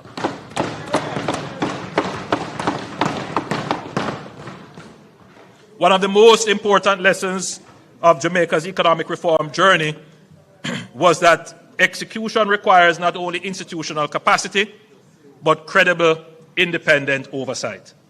The Economic Program Oversight Committee, EPOC, became internationally recognized as a model of transparent, civil society-led accountability that gave Jamaicans and international partners confidence that the fiscal program was being implemented as agreed. We will use a similar model for NARA called JAMROC, that is Jamaica Reconstruction and Resilience Oversight Committee. And I'm pleased to announce that JAMROC will be chaired by Professor Peter Blair Henry, a son of Jamaica, who is currently a senior fellow at Stanford University's Hoover Institution. He is a vice chair of the National Bureau of Economic Research, and I hear somebody say an academic, but listen to this part of it. A member of the boards of Citigroup and Nike, who has risen to the very pinnacle of international economics and public policy, and who brings back to this country a lifetime of intellectual and practical achievements and a personal commitment to Jamaica's development that has never wavered. The search for NARA's chief executive officer is also well advanced, following an open advertisement, both locally and internationally. 5 candidates have been shortlisted, and we are going through the interview and evaluation process. Madam Speaker, a complementary reform to NARA addresses the investment attraction problem. We will introduce a new framework called Fast Jamaica, the facilitated acceleration of strategic transformation. This will be part of our national growth inducement strategy through investment. Fast Jamaica will establish a dedicated pathway to fast-track strategic priority investment projects critical to Jamaica's economic transformation, particularly those with an investment value of US $150 million or more that can commence implementation within a year and could be integrated into the NARA network of projects.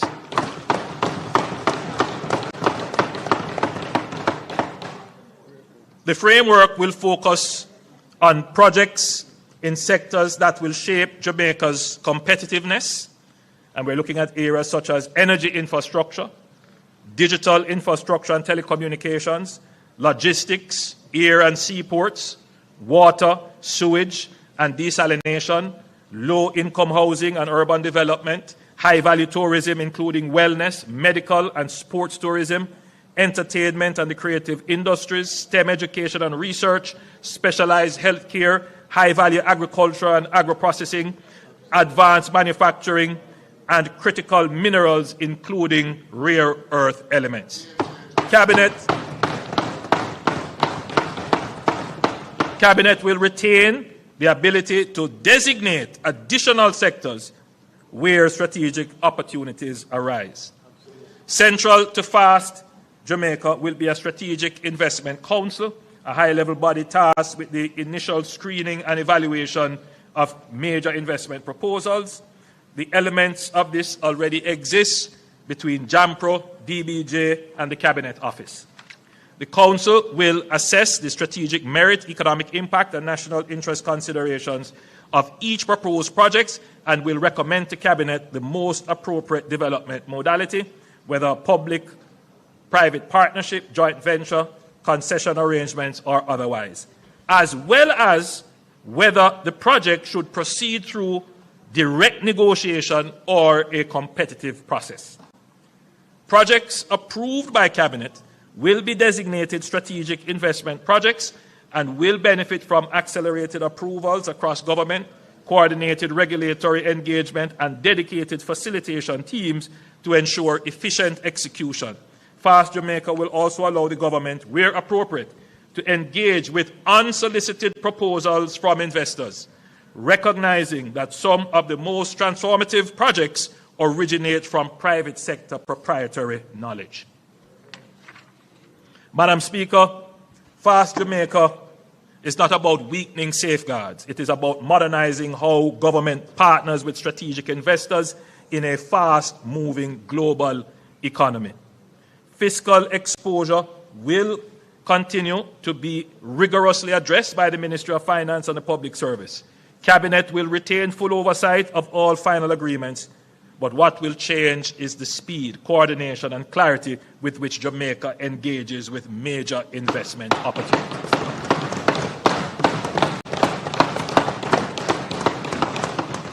Together, these reforms represent a fundamental shift in Jamaica's execution architecture. They answer the question that has haunted this nation for too long. Why does so much promise take so long to become a reality. We have accomplished a lot, but we could have accomplished so much more. So, Madam Speaker, NARA is established. We will have the legislation. I will table the legislation today.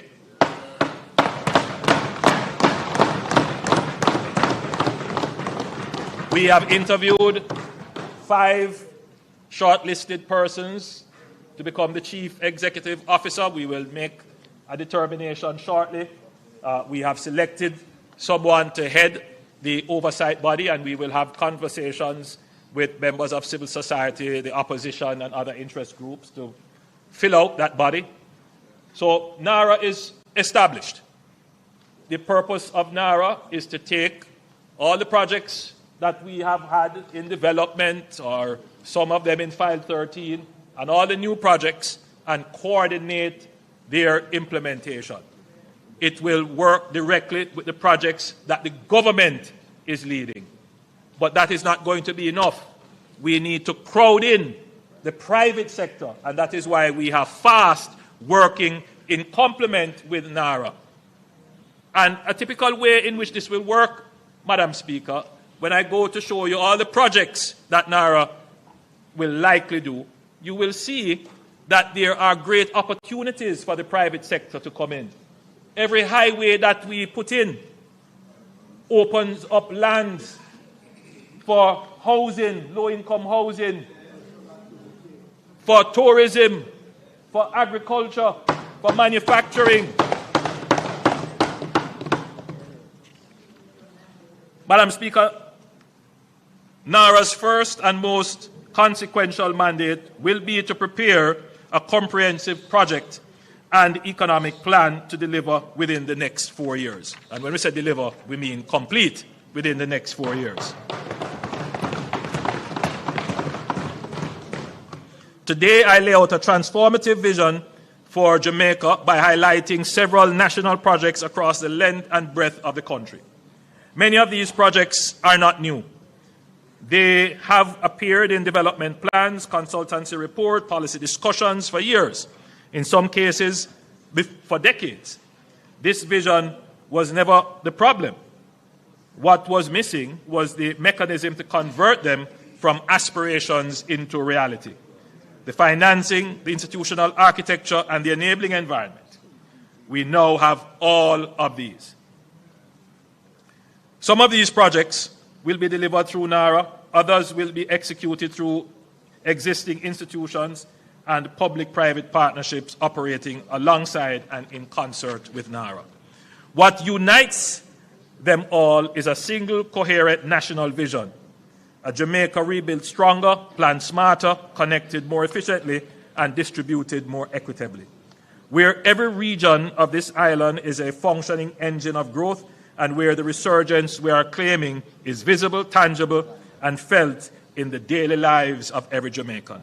I will highlight a few of these projects starting in the southwest. Black River. Madam Speaker, I want to start in Black River, because Black River tells a story that is larger than one town.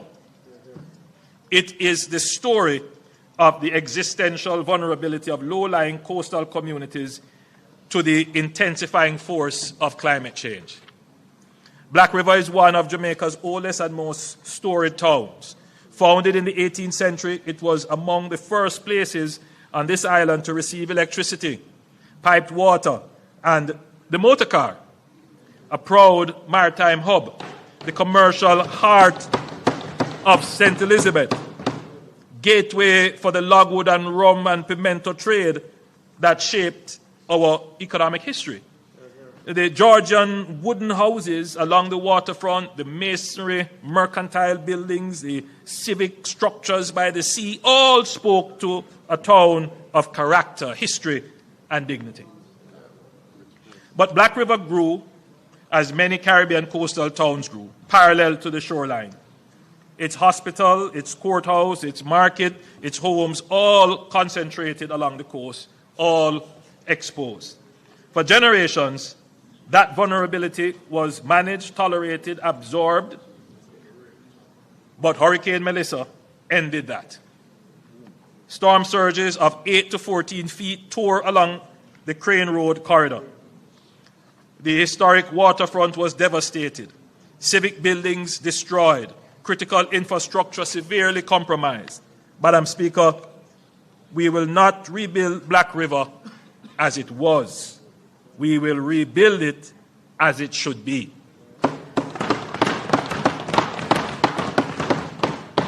And in so doing, create something this town has never possessed in its 300 years of history: a real planned, consolidated urban core. The Urban Development Corporation, working with our development partners, is advancing a climate-resilient redevelopment plan that separates what belongs inland from what belongs on the coast. The heart of the plan is the new urban center, to be developed inland, safely above storm surge and projected sea level rise. And you can see a representation of where that urban center is going to be and what it, well, that's the waterfront, but what it could look like. So this is where Black River's essential public functions, its hospital, courthouses, municipal offices, police station, tax office, schools, market, and transport hub will be consolidated into a planned, workable, flood-safe precinct for the first time. It will have a proper town square, a civic park. The buildings will be designed to withstand Category 5 wind loads. Built on elevated platforms above projected sea level rise scenarios with utility corridors, drainage infrastructure, and emergency redundancy. The historic waterfront will be protected by a layer of coastal defense systems, submerged offshore breakwaters to dissipate wave energy before it reaches shore, a concrete seawall integrated with a continuous public boardwalk, and engineered revetments along the most vulnerable stretches of coastline. The waterfront will become what it always had the potential to be: a vibrant public amenity, an entertainment and tourism corridor, a place where boutique hotels and restaurants and cultural experiences make this stretch of Jamaica South Coast a genuine destination. So, the same questions that Melissa forced on Black River must now be confronted everywhere, and the answers must be guided by the same logic, applied consistently, deliberately, and at national scale. That logic can be distilled into 4 foundational principles that will guide how we plan, build, and invest going forward. The first principle is strategic spatial planning and risk-informed development. What happened in Black River happened because for decades, development decisions were made without regard to hazard mapping, flood risk, or climate projections. That must now change. Critical national infrastructure must progressively be relocated away from high-risk coastal zones. Hospitals, schools, utilities, highways, and logistic facilities must be positioned with full regard to storm surge, flooding, and sea level rise. Where we build is as important as what we build. The second principle is building redundancy in distributed systems across critical infrastructure. Black River's civic core was concentrated in one exposed corridor. And when Melissa struck, a single surge compromised everything simultaneously. That is not resilience, that is fragility. Our transportation corridor, power systems, water supply, telecommunications, network, and logistics systems must be engineered with backup capacity and distributed architecture so that when one part of the system is struck, the rest keeps functioning. Resilience is incompatible with single points of failure. The third principle is the integration of regional development and resilient economic clusters. The Black River Plan does not end at the town's boundary. It connects to housing developments, agricultural corridors, tourism infrastructure, and the regional road network across the South Coast. That is intentional. Resilience cannot be built by project. It has to be built by a network. Connectivity, roads, hospitals, schools, housing, energy systems, and government services must be planned together to create a self-sustaining regional ecosystem. The fourth principle is economic diversification and production resilience. A resilient nation is not only physically strong, it is economically adaptable. Black River's rebuilt waterfront will anchor not just tourism, but wellness, marine recreation, heritage experience, and culinary offerings rooted in St. Elizabeth's agricultural identity. That diversification away from dependence on a single sector, any single market, any single source of economic activity is the model for Jamaica as a whole. We must broaden our productive base. Madam Speaker, the redevelopment of Black River will embody all four principles.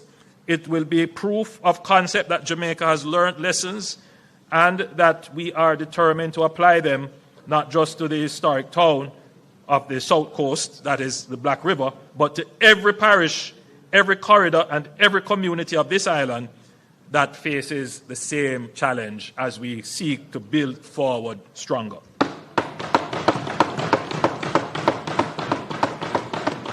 Now, Madam Speaker, I know the people of Black River are anxious. Your MP, I mean, I could only describe it as anxiety. He's also anxious. Particularly persons who own property in proximity to the coast that sustained damage. There's a certain level of uncertainty. They're not sure whether or not they should rebuild, restart. Many of them have reached out to say, Prime Minister, I don't want to restart. In fact, there are several who have said, you know, I was even contemplating coming out of business. Melissa's hastened the decision, but they want some indication so that they can figure out how to plan.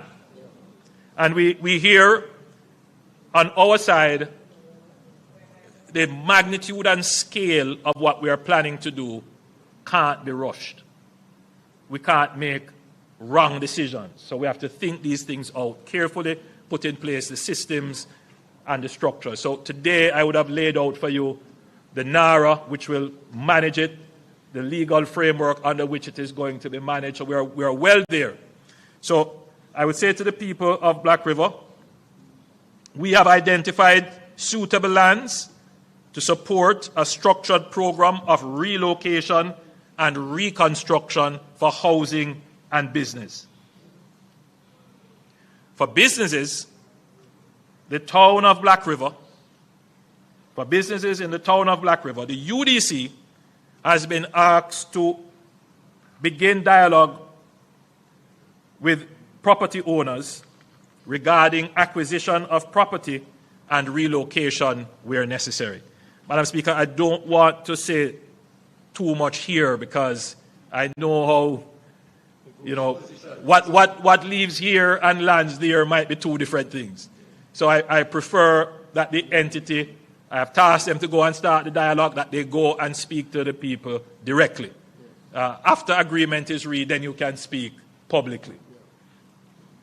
Early next month, various agencies of the government will begin the consultations and sensitization with specific communities in Black River and along that corridor regarding relocation of their communities. The truth is there are just some communities that proximity to the swamp, threat from the sea, when we look at all of the risk maps that the best option is to relocate. But we know how difficult this is.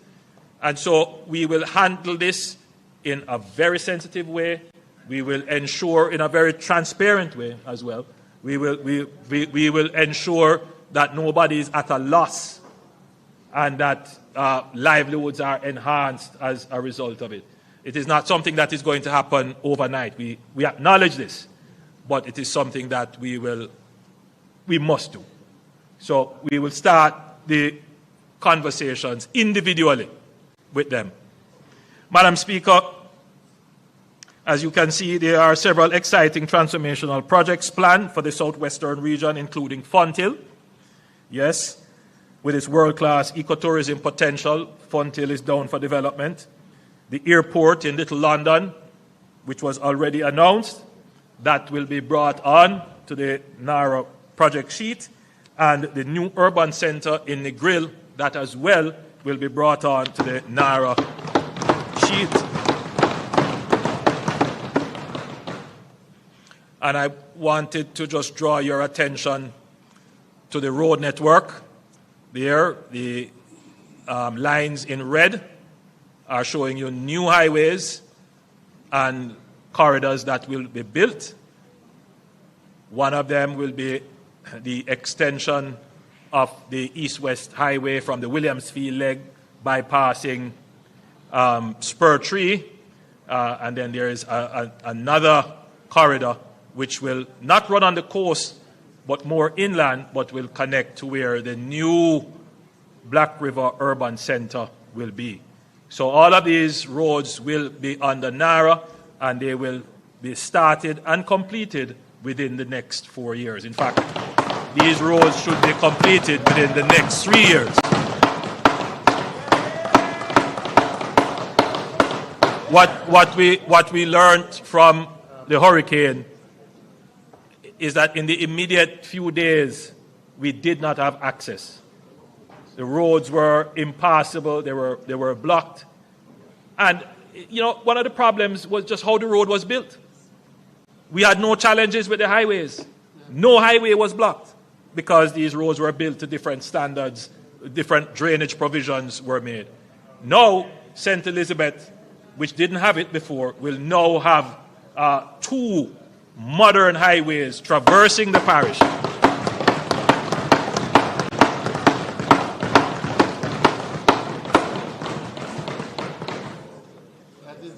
Madam Speaker, I now turn to the northwest end of the island. Relax, man.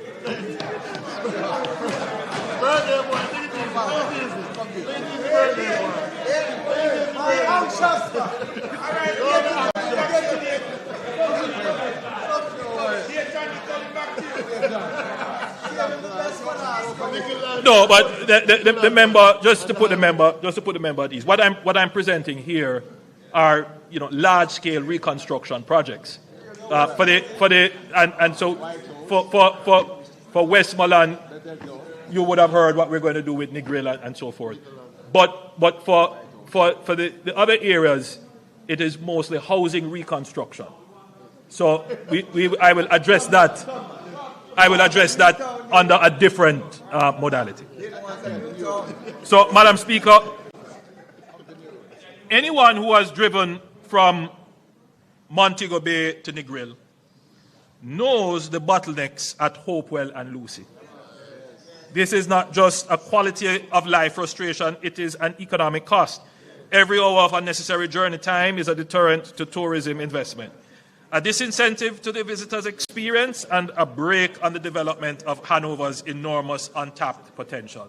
Madam Speaker, Hanover has so much potential, but it is, you know, almost like an interland in Jamaica.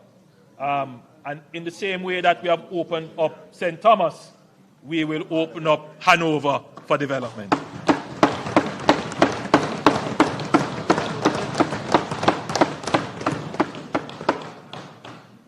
The government will advance the Hopewell and Lucy bypass, running through a connection point on the Long Hill bypass, which is already under construction. In St. James, traversing Westford, with Link Road serving both Hopewell and Lucy before terminating on the westward side of Lucy.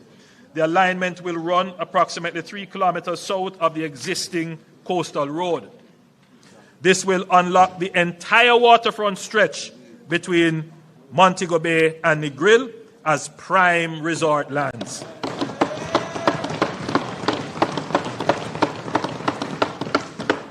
In addition to the bypass, we intend to develop the Lucy Harbour into a premium boating destination.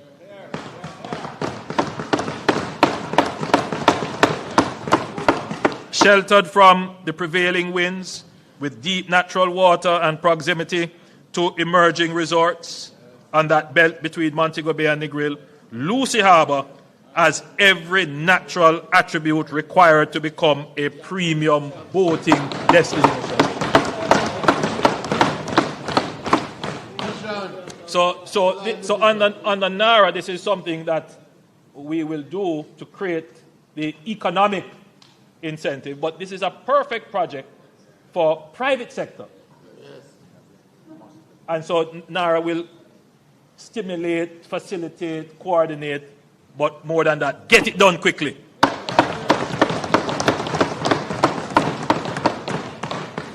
The town of Lucy itself is similarly at risk for storm and wave action.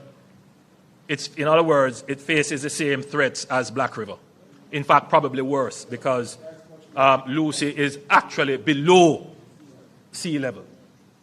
So I wish to indicate here that consideration is being given to the eventual construction of a new town centre for Lucy when the bypass that we have spoken about is complete.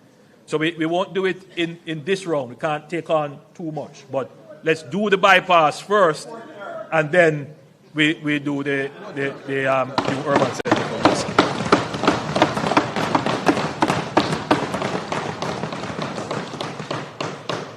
Madam Speaker, I want to talk about St. James, Montego Bay in particular. Recently, I was written to by one of the tourism interests in Montego Bay, expressing real concern about the state of the town, how it looks, the collection of garbage, the public facilities that are there, and there is a real concern raised, and I want the tourism community to know that the government hears your cry. We're not just sensitive to it, we're working to have it addressed. One of the big issues which I know is a challenge is the collection of municipal waste, the collection of garbage. And I'm sure Minister Mackenzie will address this at some point, but you recall when we said we have over 500,000 truckloads of debris to move. We have made a dent on it, but it has been at the expense of the diversion of the limited stock of equipment that we have from the municipal operations into the debris management operations. I think very shortly we will have to bring the debris management to either a pause or an end so that we can refocus on the municipal issues. So I want to indicate to the people of St. James, yes, we hear you, and we are going to address this problem in short order.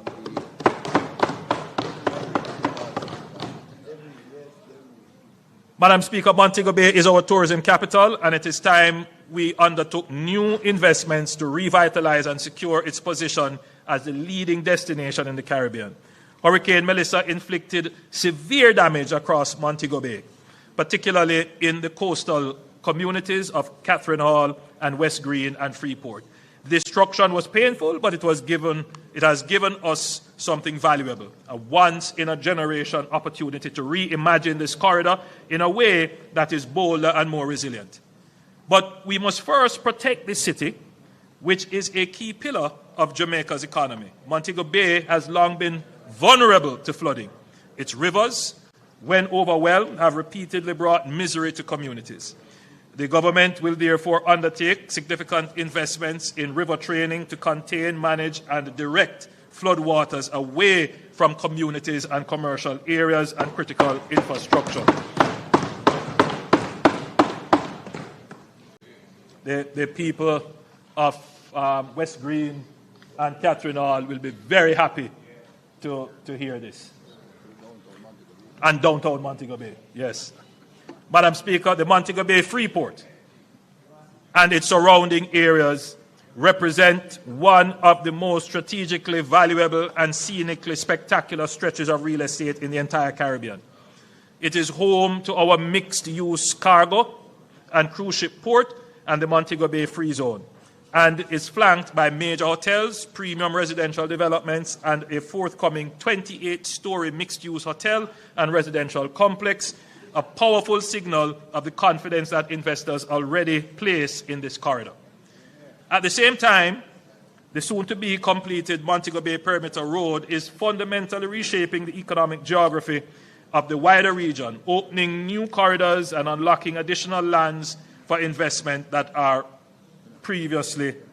previously out of reach. Our plan is to gradually relocate the BPO and light industrial activities in the free zone to new purpose-built facilities along the Montego Bay Perimeter Road, catalyzing vibrant economic activity along the emerging corridor while providing modern, world-class, purpose-designed spaces. The thinking and the beauty of this strategy is that this will free up prime waterfront lands on the Freeport Peninsula for their highest and best use. We envision a landmark mixed-use development, commercial, retail, and premium residential seamlessly woven into the urban fabric of the city. Comparable in ambition and elegance to the celebrated Brickell Waterfront in Miami.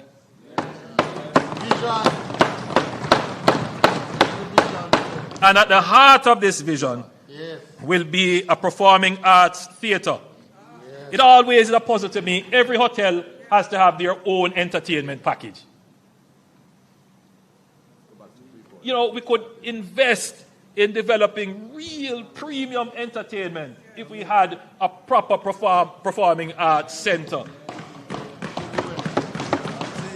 You know, we could even invite Broadway to come and have plays there that the tourists could, instead of having to be stuck in the all-inclusives, they have somewhere to go. Locals can have somewhere to go. So the thinking, and you know, one thing with this government, we apply strategic thinking to everything. Everything.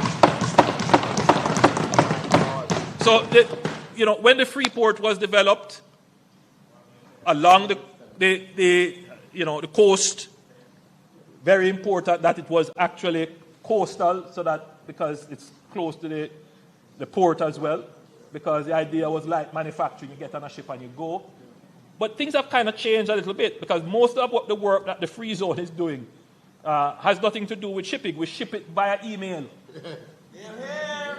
In other words, the Freeport is now doing digital services, BPOs. They don't need to occupy valuable premium port lands. So where they need to be is actually beside efficient public transportation. So people can get to work easily. Right now it's chaos to get into the Freeport.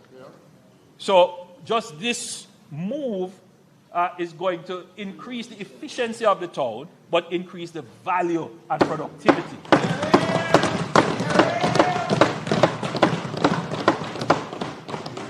And redirect traffic from outside of the town to allow Montego Bay to be able to breathe. Madam Speaker, the vision does not stop at Freeport. What we are proposing is the transformation of the entire coastal corridor, from the Freeport sweeping eastward to Harmony Beach Park, along the waterfront, and all the way to the iconic Hip Strip. This breathtaking stretch of Caribbean coastline will be unified into one seamless, world-class leisure, entertainment, and shopping corridor. The top road. Minister, what's the proper name of the top road? The Queen's Drive. Top road is the president of Montego Bay. Top Road, as we all know it. Very, very few people know it as Queens Drive. The Top Road will be dualized. And it's a very important point. The Top Road will be dualized to handle traffic efficiently, while the Bottom Road will be progressively pedestrianized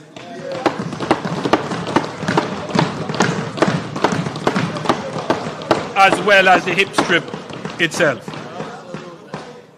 The result will be a walkable waterfront of rare beauty and vitality connecting the cruise ship port to all the way to Harmony Beach Park and Doctor's Cave Beach, and every restaurant, bar, gallery, and shop along the hip strip. It's always a disappointment, you know. We have a all-inclusive culture. We call it the all-inclusive. But really, if you think about it, it's really all-exclusive. Right? If it were truly all-inclusive, you would come to your hotel and you would be able to walk outside, you know, go on the strip, go to the market, sit down in a restaurant. You would be able to move around the city. And that's what we when we talk about transforming tourism, that's what we really have to do. Right? We have to do that. So we're going to use the opportunity of Hurricane Melissa to just deal with these matters once and for all. Nara will deal with them once and for all. Madam Speaker, we're also examining ways to enhance the elegant corridor between Sangster International Airport and the Montego Bay Convention Center. Yes. You know, it's called the elegant corridor. I must tell you, it still has some elegance to it, but it needs a refresh. Yes, it needs a refresh. So we're going to be examining ways to do that. One of the big challenges with the elegant corridor, the Minister of Tourism will tell you, and I'm saying this for the hearing of those persons who operate hotels along the corridor, is the noise pollution. Yes. You see, Madam Speaker, when the North Coast Highway was being developed, that section was technically supposed to be a boulevard. Right? So, you know, in designing cities and towns, you know, streets lead on to boulevards. So streets empty traffic onto boulevards, and boulevards carry them onto highways. But what has happened is that this road is neither a boulevard or street, or it is playing all these roles. And it is carrying heavy traffic like a highway, but people have to exit to go into the hotels or go into the business places. Worst of all, and what really sometimes I'm very distressed when I see it, the hop, skip, and jump of workers trying to move across the road to get to the hotel. It doesn't make sense. So that entire elegant corridor has to be redefined and re-engineered to deal with soundproofing by building natural sound barriers, grade separation and tunneling so that you can move across, and building, because there is enough space in several areas to also build a kind of local road that connects all the hotels. Then you go under or over and you're onto golf course or wherever, to really make the tourism product more seamless and of greater value and greater attractiveness.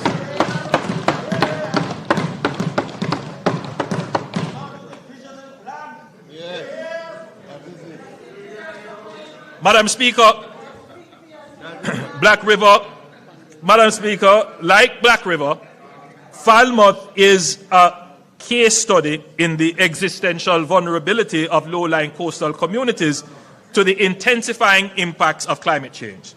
The flooding of the town, the failure of its drainage infrastructure, and the severing of its road connections during Hurricane Melissa were not random misfortunes. They were the predictable consequences of a town whose layout, institutions, and infrastructure were simply never designed for the climate realities we face today. We cannot simply rebuild what was there. We must fundamentally reorganize Falmouth. Yeah.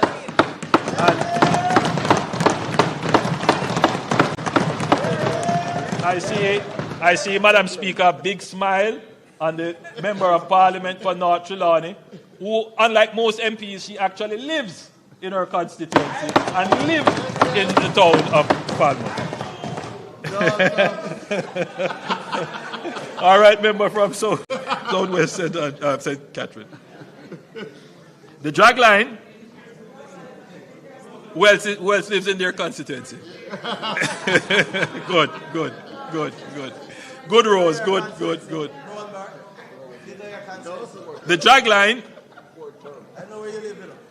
line, which is the critical drainage canal running east to west through the town, provides a natural organizing boundary. It is both the town's most important piece of infrastructure, and as Melissa demonstrated, it is the most neglected. Major infrastructure works will be undertaken to clean it and progressively modernize it into a functional water feature that both protects the town and enhances the remarkable Georgian character. Again, this will be a project on an hour. But more than that, the drag line will serve as a boundary between two distinct and complementary zones of reimagined Falmouth.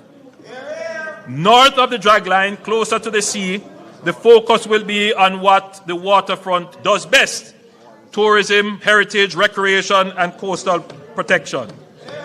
The magnificent Georgian historic core, the Albert George Market, the Falmouth Courthouse, the Tharp House Complex, the churches, and the Baptist Manse will all be preserved as far as possible.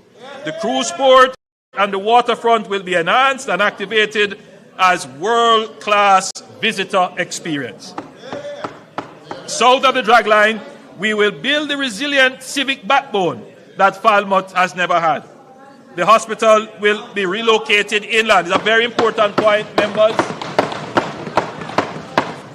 Madam Member of Parliament, we will be relocating the Falmouth Hospital inland. We have identified somewhere. We'll make that known as soon as we have finalized the land.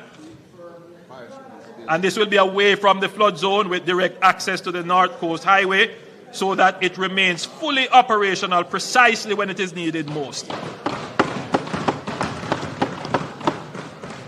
Madam Speaker, during the pandemic, I flew to the hospital, and again, I want to commend all the hospital workers, but I wanted to commend the Falmouth workers in particular as I visited them. Very difficult circumstances, but like everywhere else, they were there doing their service.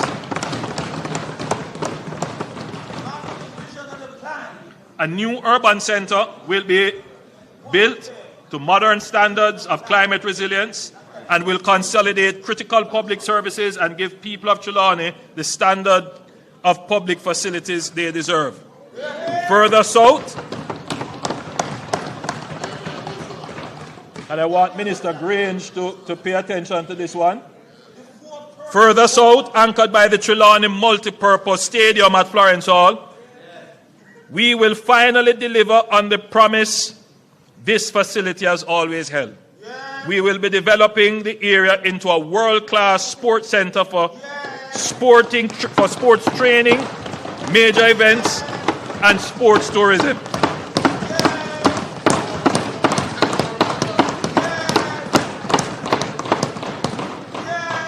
While building around it vibrant housing and a commercial nucleus that brings permanent economic life to this corridor.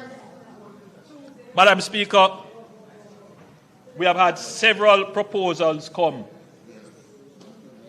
to use the Trelawney Stadium, but the government was never fully in a position because, Madam Speaker,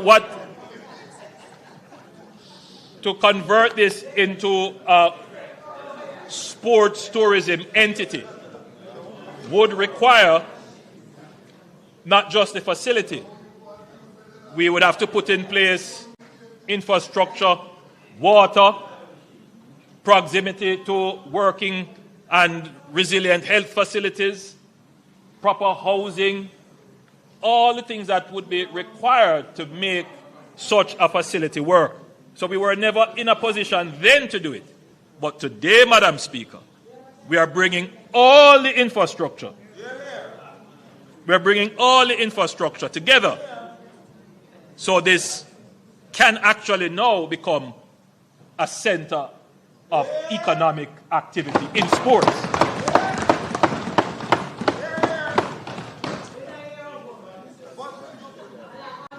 The Minister of Tourism sent me a note to say that I forgot to mention the upgrade of the Montego Bay Convention Center. Yes, under these projects, the Montego Bay Convention Center will be upgraded in addition to the re-engineering of the elegant corridor. Madam Speaker, I now move to the northeastern section of the island.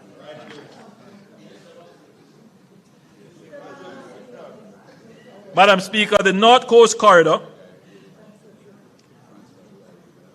and the Draxall and Miami Bay stretch in particular has become one of the most rapidly developing commercial zones in Jamaica. New businesses, new housing developments, new hospitality enterprises, and new entrepreneurial energy have concentrated in this corridor with remarkable momentum.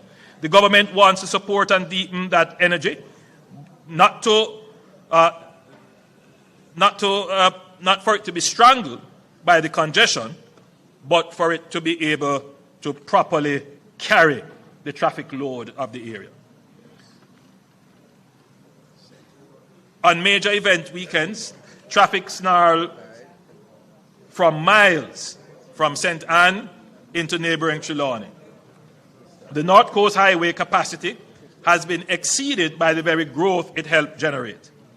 And attempting to upgrade a heavily used roadway while traffic is still flowing through it, as we learned from the South Coast Highway Improvement Project, causes disruption and dislocation that simply cannot be absorbed by communities and businesses that depend on the corridor for their livelihoods.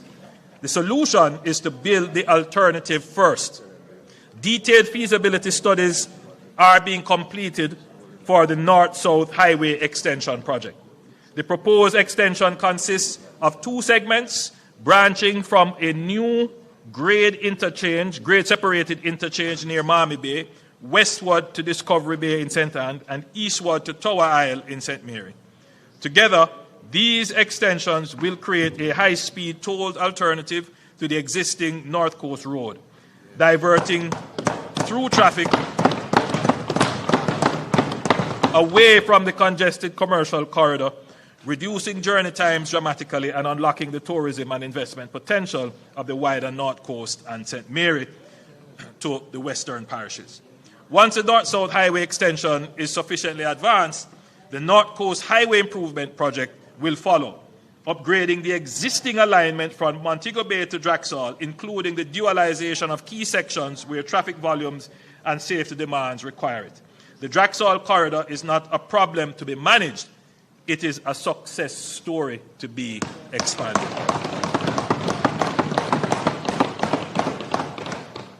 With this investment, we give it the infrastructure it deserves, and we unlock the next chapter of growth along Jamaica's most visited coastline. Madam Speaker, I now turn to the eastern end of the island, Port Antonio. Port Antonio is unlike anywhere else in Jamaica. It is the birthplace of Caribbean tourism, the town that first showed the world what Jamaica could be, drawing Hollywood legends, royalty, and the world's most discerning travelers to its twin harbors and extraordinary natural setting. It deserves a future worthy of that legacy.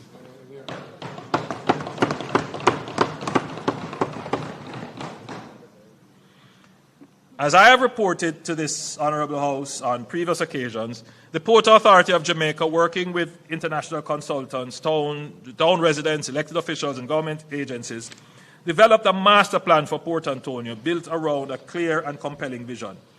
A high-value, low-density tourism destination that preserves the unique history and character of this irreplaceable town while unlocking its enormous unrealized potential.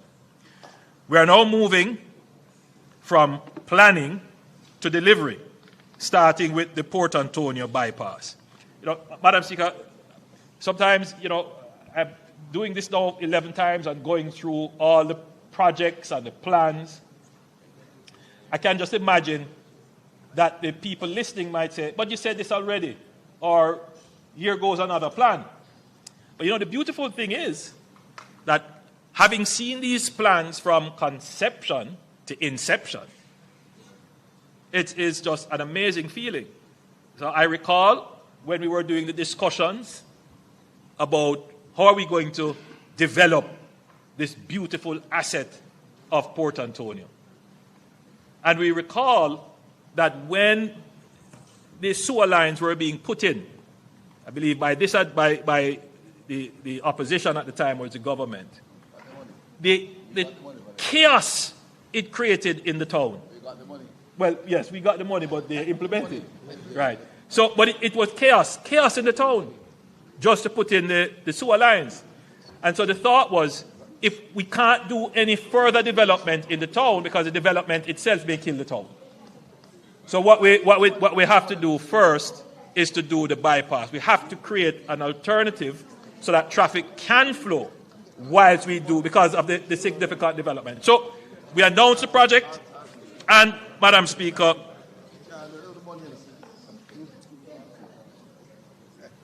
and I'm now pleased to say that the project man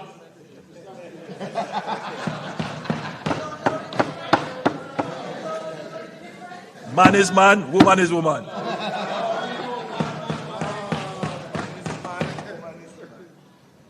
Mr. Speaker, I'm pleased to say that this project has started.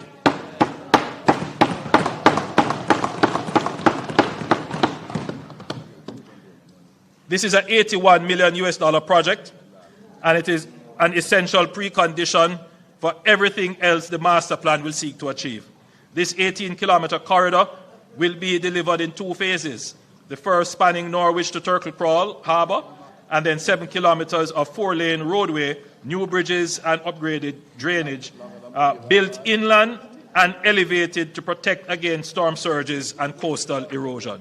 By diverting through traffic away from the historic town centre, the bypass will give Port Antonio the space it needs to become the premium destination the master plan envisions. Beyond relieving congestion, the bypass will open new corridors for housing, commerce, and economic activity. And as I've said, works has already begun.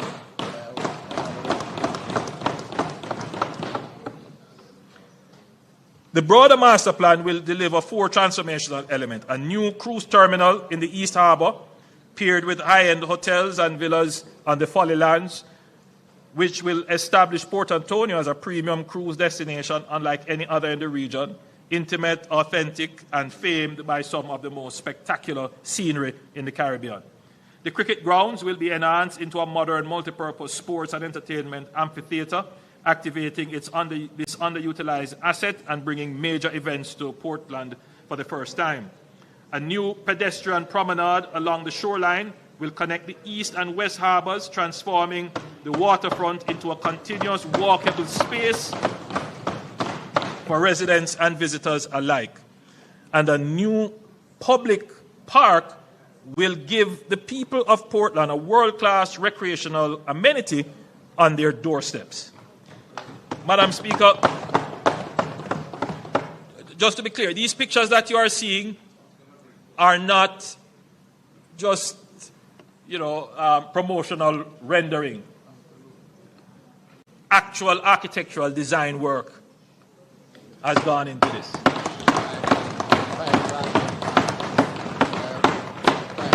All right. Complementing all of this, Madam Speaker, is the Boundbrook Urban Centre. So you hear me talk about we're going to build a urban centre, we are building urban centres.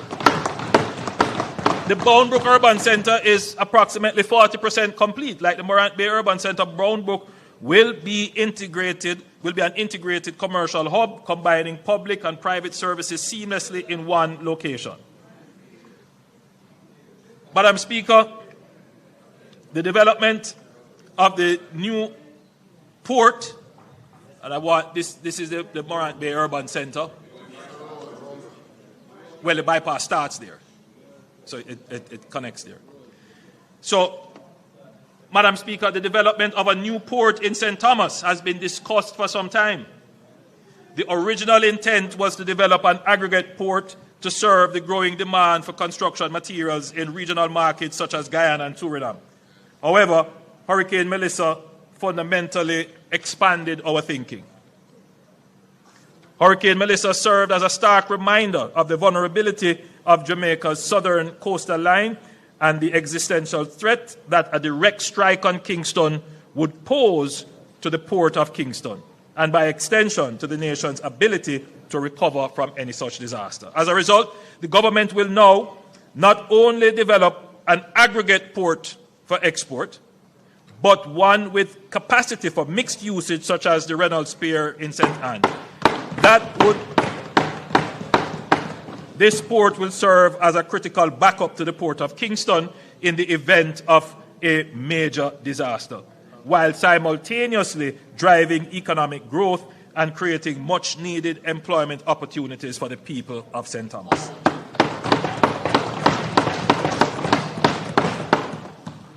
Subject to more detailed feasibility studies, the Port Authority has identified a site near Yala, St. Thomas, that benefits from adequate coastal depth and vessel berthing, proximity to established quarry operations, and road access via the newly completed highway.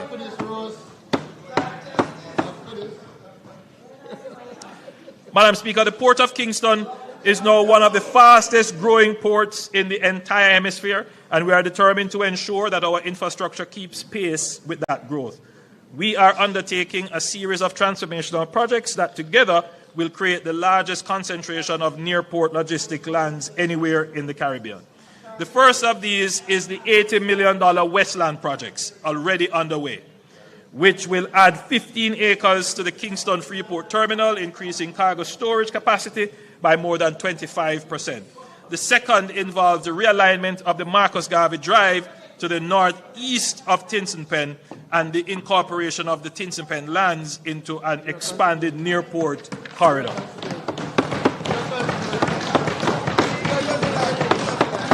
No, it's our constituency. A portion of these lands is already being actively utilized for automobile logistics, a clear signal of Kingston's emergence as a regional hub in a dynamic sector and a preview of the far greater potential that lies ahead. Madam Speaker, inadequate drainage infrastructure along this corridor has resulted in disruption of operations from even moderate rainfall. The National Works Agency, in collaboration with local and international consultants, has completed comprehensive studies for a drainage system designed to efficiently convey stormwater to Hunts Bay. We will move decisively under NARA to finalize the designs and implement this solution. The truth is, Mr. Speaker, we can't expand the port without doing this drainage project.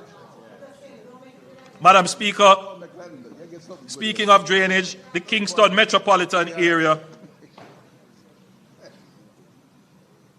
is urgently in need of serious work on its most critical drainage infrastructure. That is the Sandy Gully, which is the city's main defense against flooding. This was built some, 70 years ago? Almost 60 years ago? More than 60 years ago. So, and it really has not had a major overall. And just to explain to the country how that drain works and why we need the drain.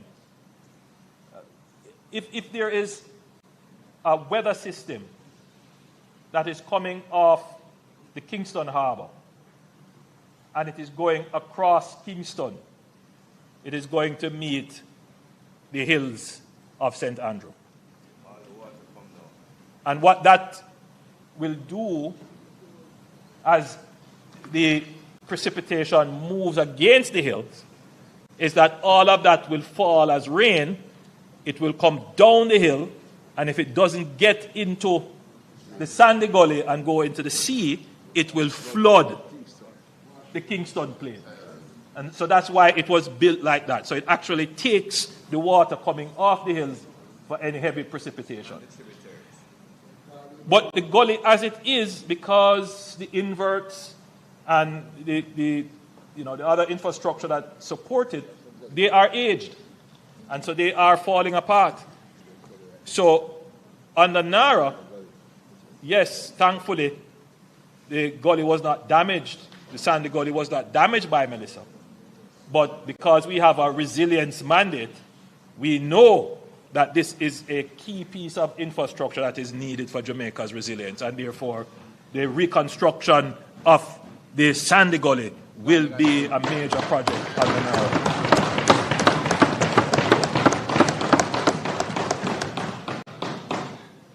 Anchoring the entire logistics ecosystem is the Caymanas Special Economic Zone, Jamaica's flagship logistics project. The Caymanas Special Economic Zone is designed to complete Jamaica's transition from a transshipment hub to a fully fledged logistics center for the region and beyond. The first phase will be developed over 4 years at a cost of $8 billion, covering 200 acres of the 700-acre property, generating hundreds of direct and indirect jobs during construction alone.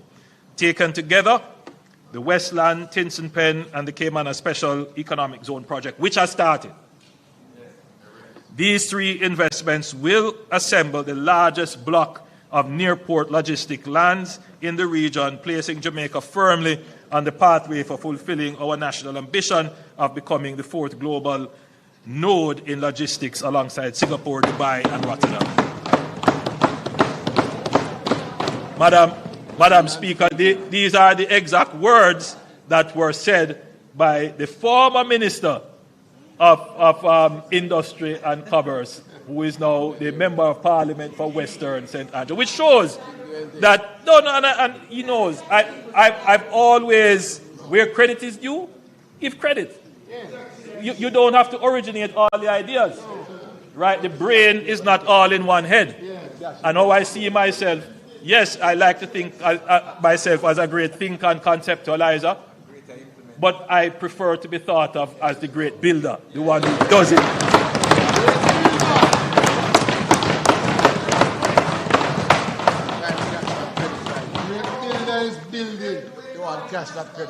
Madam Speaker, when major disaster strikes, the ability of the state to function, to coordinate, to communicate, to make decisions, to serve the people depends on having facilities that can withstand the impact and continue operating in its aftermath. Hurricane Melissa exposed the vulnerability of the government itself. Jamaica currently houses its ministries and departments and agencies in a patchwork of aging, scattered buildings, many of them structurally inadequate, poorly connected to each other, and wholly unprepared for the demands that a major disaster places on government operations. Madam Speaker, the government will advance the development of the government campus at National Hero Circle as a national priority. The vision brings together Jamaica's Houses of Parliament, key ministries and agencies into a single purpose-built campus. In the post-Melissa context, the government campus is more than a statement of national pride. It is a strategic investment in the continuity of government. Madam Speaker, this Parliament could never have withstood Hurricane Melissa, or even a slightly lower hurricane. And I think it is now a moot point, Mr. Speaker. I think every member of Parliament here serving in this building would have to agree.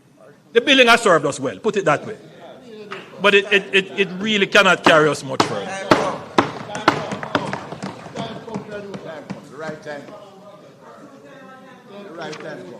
Madam Speaker, resilience is not only our road and bridges. resilience must also include our health facilities. Kingston Public Hospital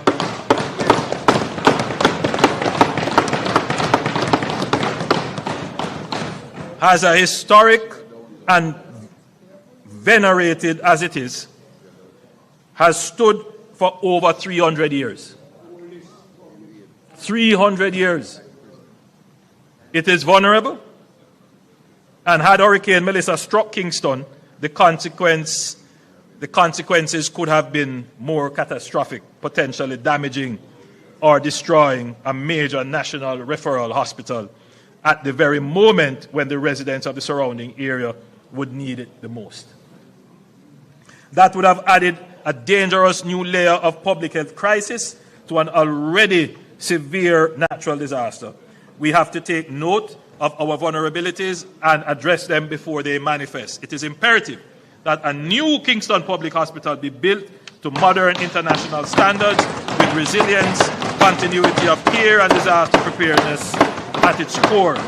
I am pleased to note that the National Reconstruction and Resilience Authority will lead its construction, and Cabinet has already given approval for the acquisition of lands to facilitate the new facility.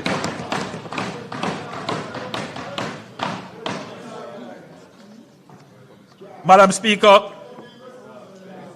both our major international airports sit adjacent to the sea, and we are vulnerable to storm surges and the long-term effects of sea level rise. When Melissa struck, the operational pressure on both facilities was immense. The question that we must answer honestly and urgently: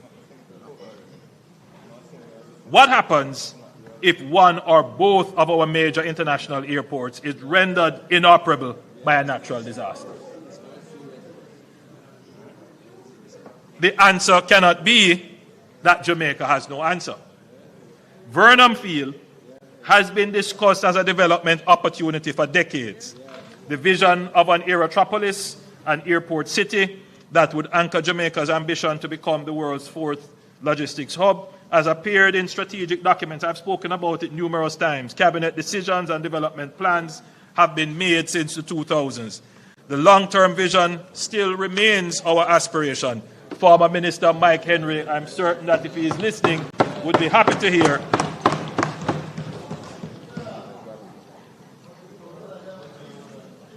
that the Vernon Field, and that's the airstrip you're looking at, which was built during the World War II era, that by and large the concrete is still intact. It has over 2,000 acres of land around it. A premium piece of real estate is used for drag racing,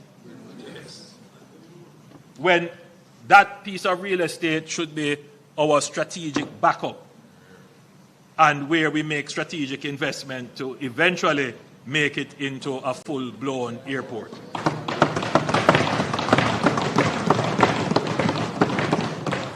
And this is why we will advance the Vernon Field Light project, a focused phase rehabilitation of the existing airstrip to create an international airdrome capable of accommodating the largest commercial aircraft in operation.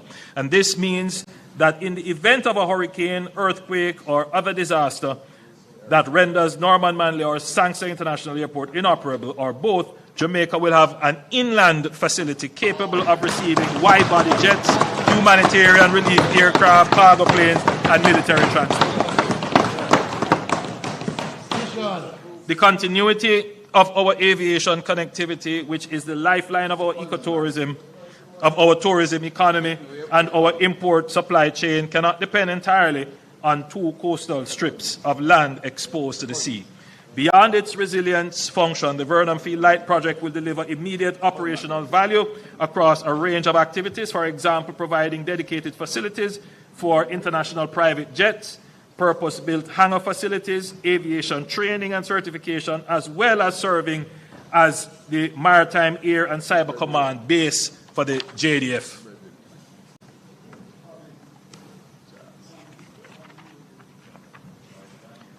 Madam Speaker, The slide now being displayed shows the national highway network, including all planned highway projects.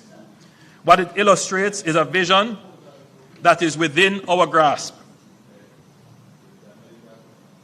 A continuous, modern highway network encircling the entire island, connecting every parish, every port, every airport, and every major economic center into a single, seamless system.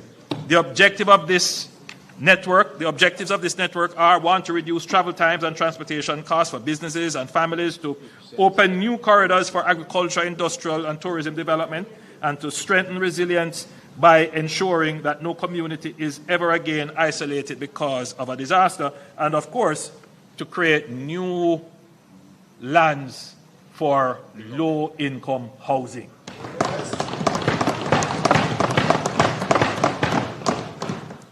Hurricane Melissa has, among other things, reinforced that infrastructure cannot continue to be planned, designed, and built in silos. That approach has cost us dearly. Roads are rehabilitated and then torn up again because a pipeline issue was not anticipated. Drainage deficiencies short the life of otherwise sound roadworks. Slope instability undermines the investments made without adequate assessment of the surrounding terrain. This fragmented reactive model is inefficient, expensive, and wholly inconsistent with the scale and ambition of our national reconstruction vision. We are therefore moving decisively towards integrated infrastructure planning, a framework in which roads, drainage, water, sewage, utility corridors, slope stability, and climate risk are considered together from the design stage and sequenced into a disciplined way through implementation. Integration planning must be matched by stronger infrastructure governance. Part of what involves a long overdue, that is part of the work which involves a long overdue reform of how we classify and manage the national road network. At present, roads of vastly different purposes, economic significance, and strategic importance are treated in broadly the same way.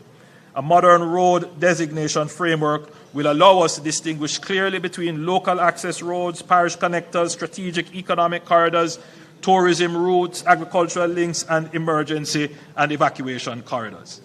Madam Speaker, what this will do is to inform the budget. Right now, how are roads repaired? All right, so the government, through a process like this, will identify strategically important roads. And those roads are usually networked. And all of these roads that are built centrally, they stand up. And they carry quite a bit of volume and maintain our connectivity. But a large part of the road repair and maintenance budget is politically driven. MPs feel, and I feel the same way, that I must have influence over the road construction and repair budget. So in other words, road repairs are also influenced by political pressure.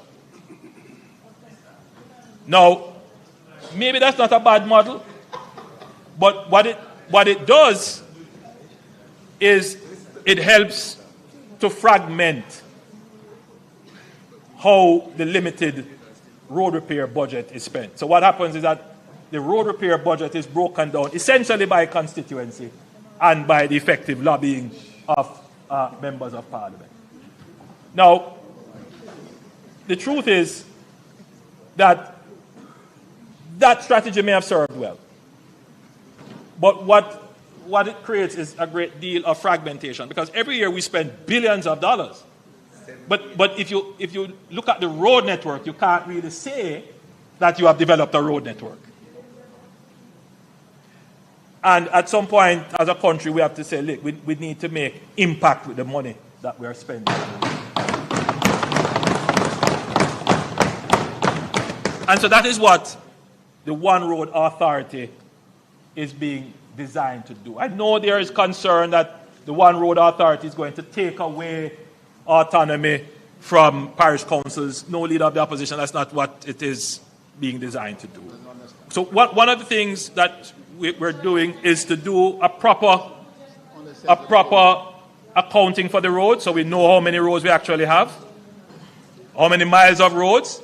Then we go through a process of a proper categorization of roads. Then we look at the roads in terms of their strategic value. Are they connecting roads? Do they carry critical manufacturing? Are they critical for evacuation? All kinds. So we look at these things, and then we develop a proper maintenance plan. The first phase of that proper maintenance plan is the SPARK program.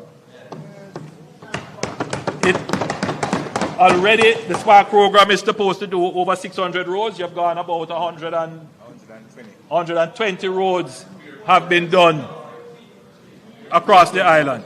I am sure that almost all MPs who were here from the last term can say that there is a road being done in their constituency, a road or two. But aside from developing a kind of structured budget for the maintenance of roads, Madam Speaker, we must develop standards for how the roads are maintained. And there must be an entity that holds road users to account when they destroy the road. Yes. Madam Speaker, it is a great pain to me to drive on some of our very important urban roads, arterial roads, and you see the wanton spillage of concrete. And it's as if they do it with impunity. Well, I am putting all of those persons who are spilling concrete on our roads on notice. When the NARA is established, you will be prosecuted. The One Road Authority. You're listening. The One Road Authority. Because that entity will also have the power to prosecute. Yes. And something too. Madam Speaker, I want to turn very quickly to housing. This year, the National Housing Trust marks its 50th anniversary. The NHT has stood as one of the most enduring and consequential institutions in Jamaica's development architecture, a testament to the vision of former Prime Minister Michael Manley. Hail the man.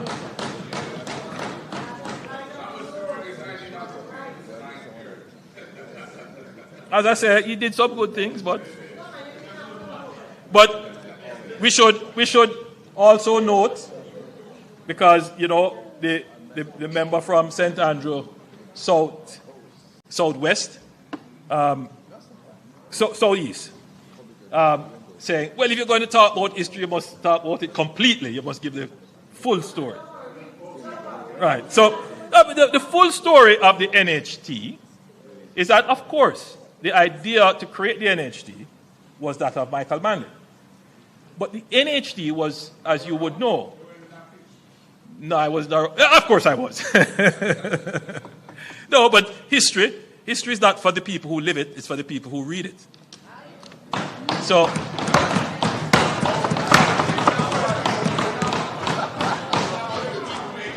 no, if you read it, you have to read history. You have to read history. Because, the truth is, leader of the opposition, there are people who live the experience, right? But when they actually read it, they say, but it's different. Because when you have to sit down and put everything into context and bring things into consideration that the person experiencing it would not be able to interpret, you get a fuller experience when you're reading the analytic of the event. But, Madam Speaker, the point is that the NHT was formed out of the NIS. Yes.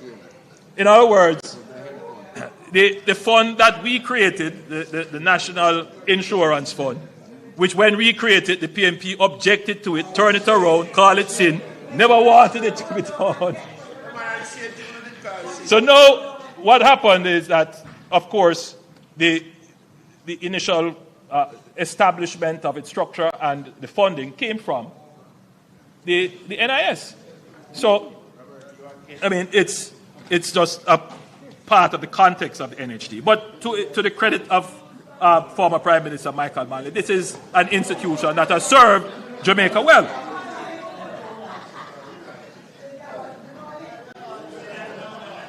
Madam Speaker, when Hurricane Melissa struck, the NHD did not wait. It moved quickly, decisively, and with compassion that the scale of the crisis demanded. Approximately 30,000 mortgages across 7 of the hardest hit parishes received an automatic 6-month mortgage moratorium, providing immediate relief for mortgagors whose homes remain uninhabitable. That moratorium has been extended. That moratorium, the NHC has extended it until the beneficiary is able to restore their home. A special disaster relief grant of up to $500,000 was made available for contributors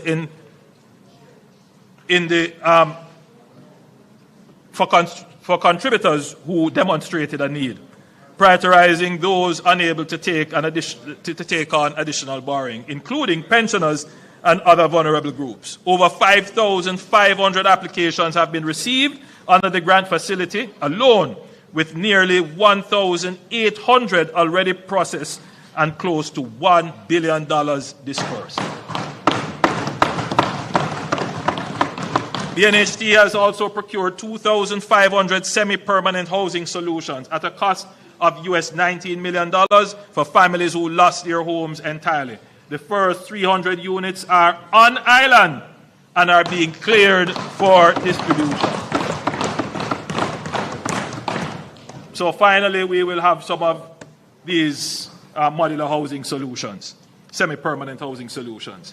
The NHD also introduced a hurricane relief loan of up to $3.5 million at concessional 2% interest rate to support essential repairs, disaster resilience upgrading, including reinforced roofing, and hurricane shelter and supplementation of insurance claims. Madam Speaker, the Leader of the Opposition said he hasn't seen any program insisting that restoration must be done to code and standard. I can assure you, Madam Speaker, that this program under the NHT, that the persons who are restoring their homes must do so according to the relevant local building codes.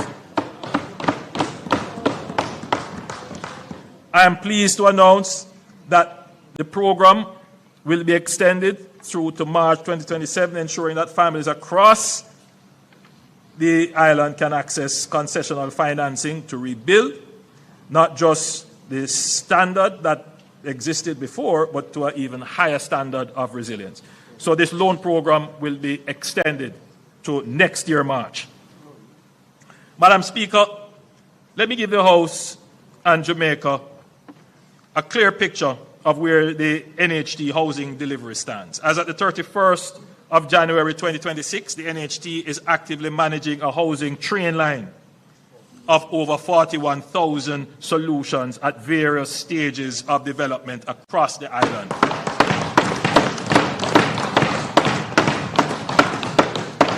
This includes approximately 10,700 units currently under construction, and you see them, those are telling you where they are all across Jamaica.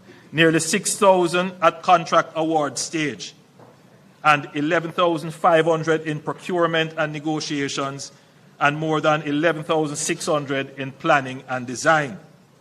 2 major new developments have commenced at the Longville Meadows in Clarendon and Friendship Phase 2 in St. Elizabeth, together totaling 2,800 solutions. In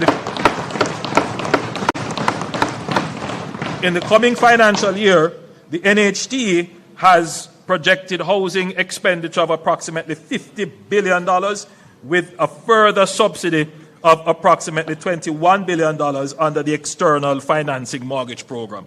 This represents one of the most ambitious housing programs in the history of the NHT, covering developments in St. Catherine, Trelawney, Manchester, Clarendon, Westmoreland, St. Thomas, St. Mary, Kingston, and beyond. Madam Speaker, I need to directly address the public debate surrounding the annual transfer from the NHT to support the budget.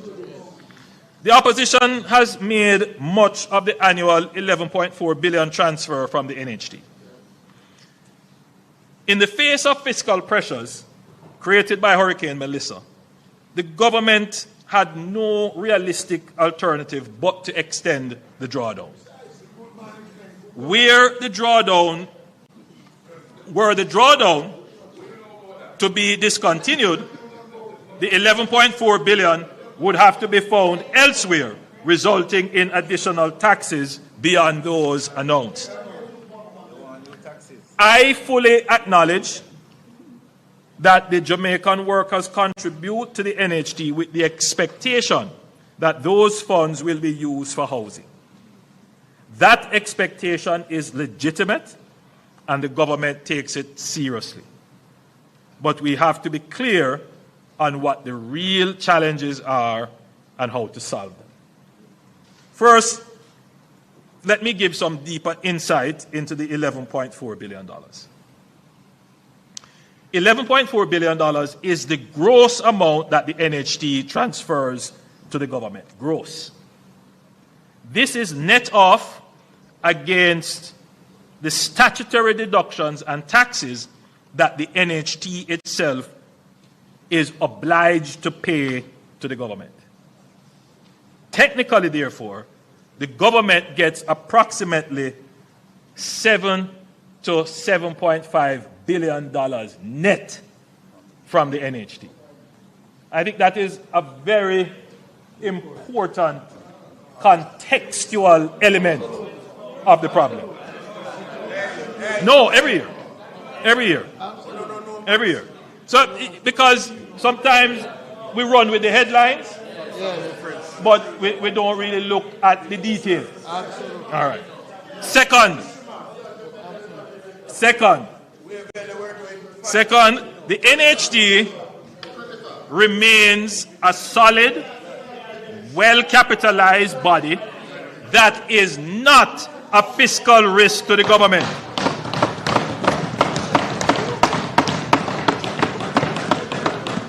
The NHT has not in any way been impaired in its ability to satisfy demand for mortgage loans, even at 0% interest rates. To further improve the cash flow under the external financing mortgage program, NHT contributors can access their NHT mortgage through approved partner institutions instead of going through the NHT itself. The NHT's portion of the loan attracts its usual NHT interest rate, even though the loan is processed externally. Furthermore, there has been no issue, very important point, Madam Speaker, there has been no issue of misuse or mismanagement of any NHT fund under my administration, like the Outameni scandal under the PNP.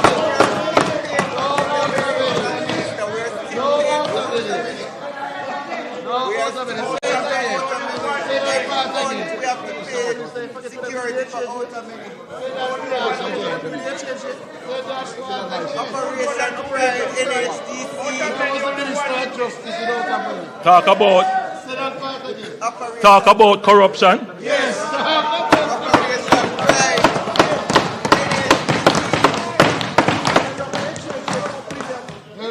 If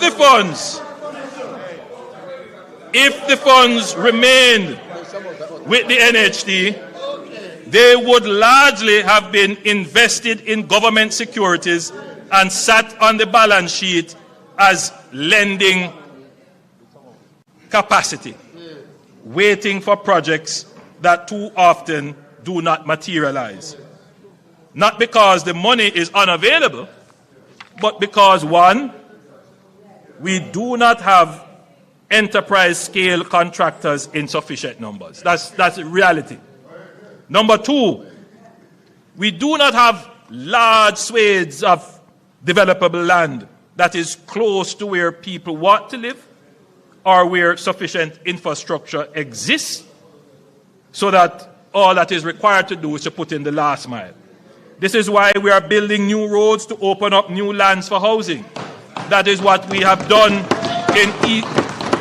in the East, in St. Thomas and Portland, and now we're doing it in St. Elizabeth and Westmoreland. But even when we open up new lands through roads and highways, it takes time to get the infrastructure to the last mile. We have an over-bureaucratization of the development and approvals and permitting process. We are working to simplify and accelerate this, which is why you would have heard about FAST, about NARA. All of these are attempts to accelerate the process. Collectively, these factors mean that the cost of construction in the affordable segment of the housing market makes viable projects difficult to assemble. So the challenge, Madam Speaker, is not that the funds that we take from the NHT deprives the contributor of an opportunity to own a house. That's not accurate.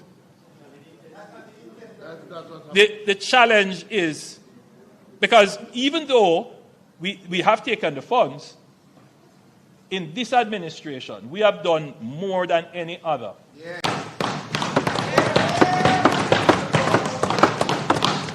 To increase the size of the funds that contributors can access from the NHT. We have increased the number of persons who can co-make or co-join. But more than that, we have reduced the interest rate. Can you imagine you can get a mortgage for 0 interest rate? 0. Right? So in other words, what we have done, very high, 60% of the mortgages are 0%. No, 60% of the yes. So if you earn a certain level, you get a 0% interest rate. And 60% of mortgages pay actually 0% interest rate. So there's this notion that somehow the funds deprive. So the NHT, as I've said, offers 0% interest rates to low-income earners. But demand for mortgages is still limited because of the availability of homes in the price segment that the contributors would be able to afford. Now, this is an important point to note. Further subsidizing demand only ends up increasing prices. As we have increased the contributors' access to financing, what we see happening is an increase in the price of the house. In fact, every time we increase, the price of the house moves with the increases that we give in terms of the funds that they can access. And that tells you, more than anything, that there is a supply-side problem. That is really the issue. How do we expand the supply of houses? And we outline the structural issues that exist, which are not all NHT problems. So further subsidizing demand only ends up increasing prices. We have seen this clearly every time we have increased the NHT loan limit. Prices rise to absorb the additional lending capacity because supply does not keep pace. Jamaica's housing crisis is not a financing crisis. It is a supply crisis. And no amount of money sitting on the NHT's balance sheet will build a single new home without the land, the infrastructure, the approvals, the construction capacity to put it to work. What we need urgently and at scale is a ramping up of housing supply. And when we speak of supply at the scale Jamaica requires, we must think boldly. And that is why this administration developed the Greater Bernard Lodge Development Program as a demonstration of what becomes possible when government planners and the private sector align common vision around serious commitment and execution. I urge members who have not yet seen what is happening in Bernard Lodge to go and take a look at Bernard Lodge and see the housing that is going there. The next major large-scale master plan development will be the Greater Innswood development, and this NHT is tasked to lead the master planning of this development. Madam Speaker, I want to talk about some new measures to increase accessibility and affordability. While we work to increase housing supply, we are always working to ensure that homes we build are accessible to the Jamaicans who need them the most. I am pleased to announce that effective July 1, 2026, teachers, nurses, firefighters, and members of our security forces and defense forces will benefit from a specially reduced mortgage interest rate based on their length of service. For those with 5 to 10 years of service, the applicable interest rate will be reduced by 1%, and for those with service of 10 years or more, the rate will be reduced by 2%. For young Jamaicans under 35, the NHT will reserve a minimum of 20% of scheme units, doubling from the previous allocation of 10%, and will provide an advance of $2 million to assist with deposit requirements for open market purchases.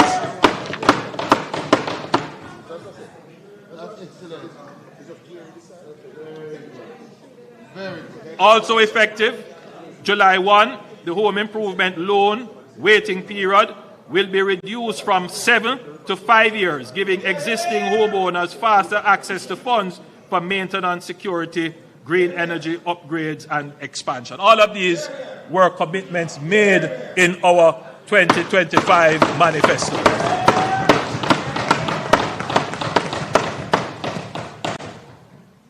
Madam Speaker, in commemoration of the 50th anniversary, the NHD will break ground on 2 new state parks.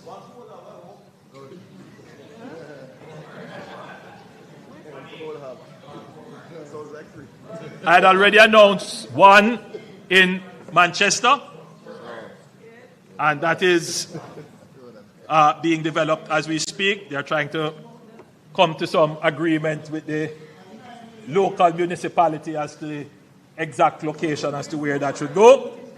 And the second, Madam Speaker, is in Kingston and St. Andrew. We have to build a park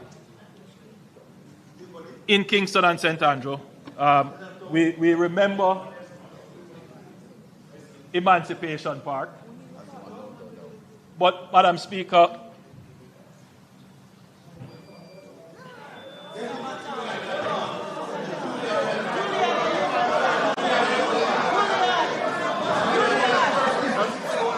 that was low. That was low.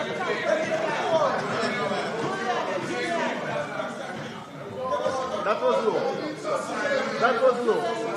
That was low, and I'm becoming our captain. That was I'm becoming our captain. Madam Speaker, we have started discussions. Madam Speaker, we have started discussions with His Excellency the Governor General on developing a park on sections of the King's House land. That park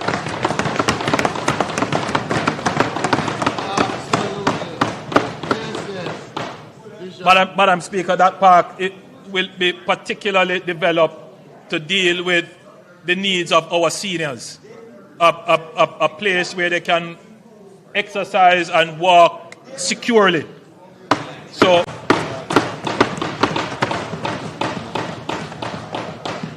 the NHT, again, will have that responsibility. Madam Speaker, any serious conversation about land use, productivity, and housing must confront one of Jamaica's most visible failure in land utilization, our blighted urban spaces.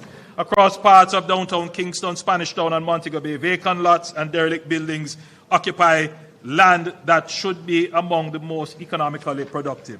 These sites sit close to infrastructure, jobs, and services. The potential is to unlock them.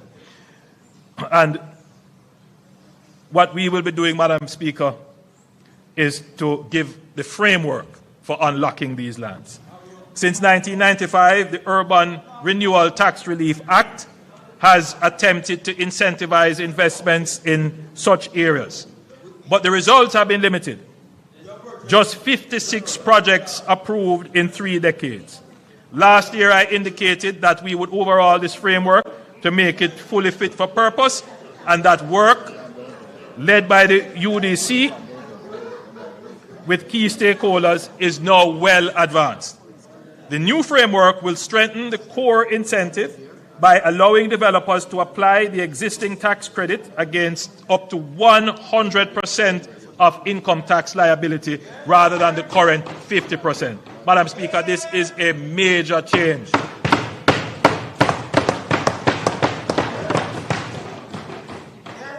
For priority projects, including developments in severely blighted areas, affordable housing, and critical public facilities, the credit will increase from the current 33.33% to 40%. Unused tax credit will also become fully transferable, allowing them to move with the property when it is sold, a change that removes a major barrier to investment and supports the development and reinvestment model. The framework will also support the wider development ecosystem. Financing for approved projects will receive tax-exempt interest income for up to 8 years. Commercial tenants will be able to deduct 200% of rent, and first purchasers of homes in approved developments will receive a property tax exemption in their first year. So we are looking at a whole suite of incentives to attract investment into urban blighted communities. To address one of the most persistent obstacles, slow approvals, all permits, development approvals, and tax authorizations will be processed through a single digital portal managed by the UDC, dramatically reducing the processing time.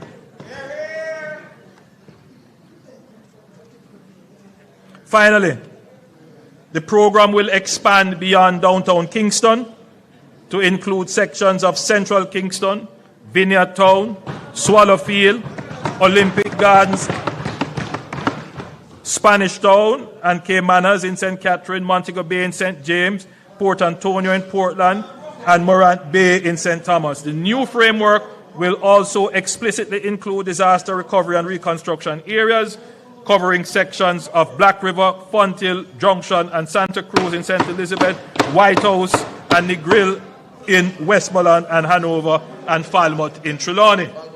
So, Madam Speaker, we are going, as they say, hard on attracting investment in urban blighted areas.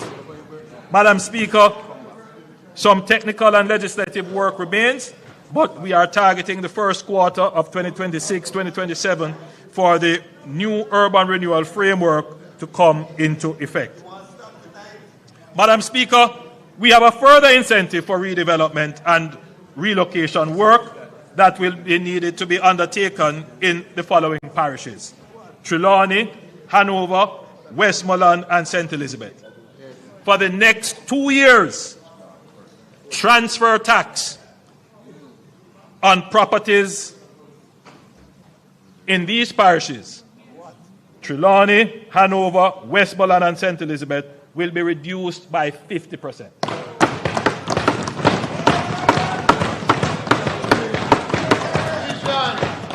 The purpose of this is that in these parishes, this is where we will have the most need for relocation, which we will need to be able to sell property and dispose of property. Many persons want to come out of certain areas, and if we can incentivize this process. It would be in the interest of the restoration and recovery. And therefore, we have taken that decision to give a special transfer tax break in these areas. Madam Speaker, a vision of this scale demands not only clarity of ambition, but clarity of financing. And let me be direct about how Jamaica intends to pay for what I have described. We will not finance this resurgence through undisciplined borrowing that mortgages the future to pay for the present. Every element of the reconstruction and development program will be financed through a deliberately structured, multi-layered architecture that protects Jamaica's fiscal stability while mobilizing the full range of available resources. The financing rests on 4 distinct pillars: concessional sovereign lending. The core of the US $6.7 billion package secured from our multilateral partners is patient, affordable capital deployed for investment.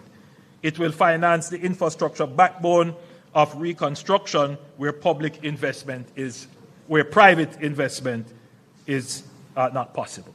So we will invest where public good is established. Private sector mobilization and PPPs.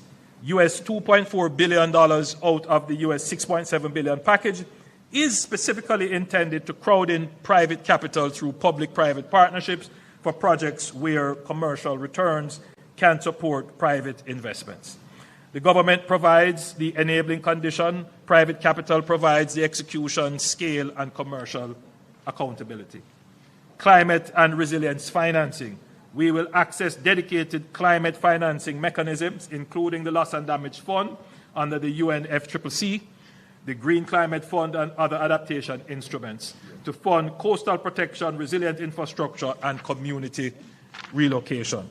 Jamaica has paid a disproportionate price for the climate crisis, which it did not create. We intend to claim every dollar of climate finance we are entitled to.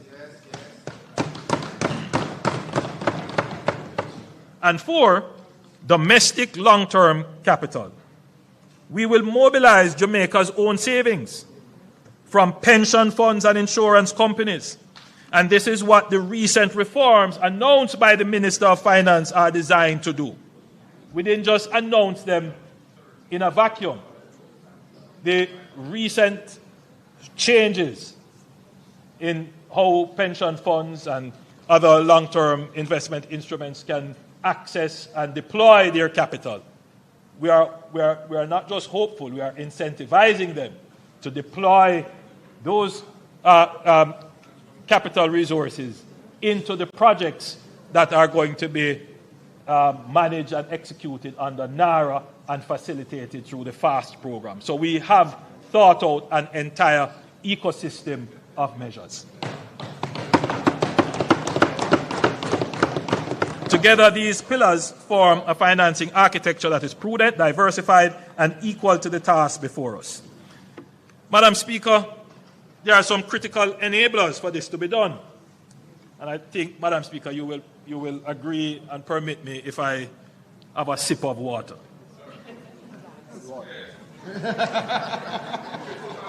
By the way, how much was this one? How much was this one? Yeah. This is all of $16. This is less than $100. This is $44. This one is $44.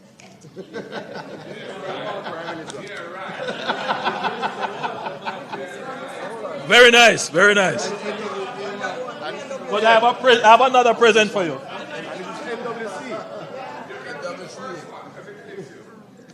Send this over. Give it another one. We have one for you. This is NWC water. NWC water. With the cost of the bottle, it is $16. So this is about $20, right? Of course. That was I brought it here. Now, when I heard.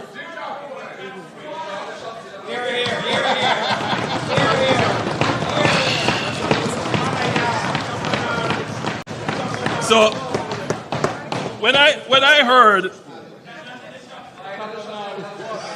it's in your pipe. when I heard the protestations of the leader of the opposition that water costs more than gas. I mean, so yes.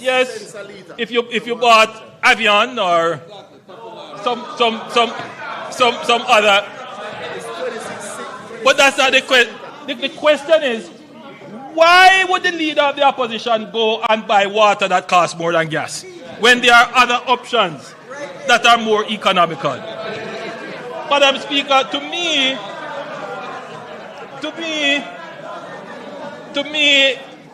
it tells me that I wouldn't trust him with managing my economy.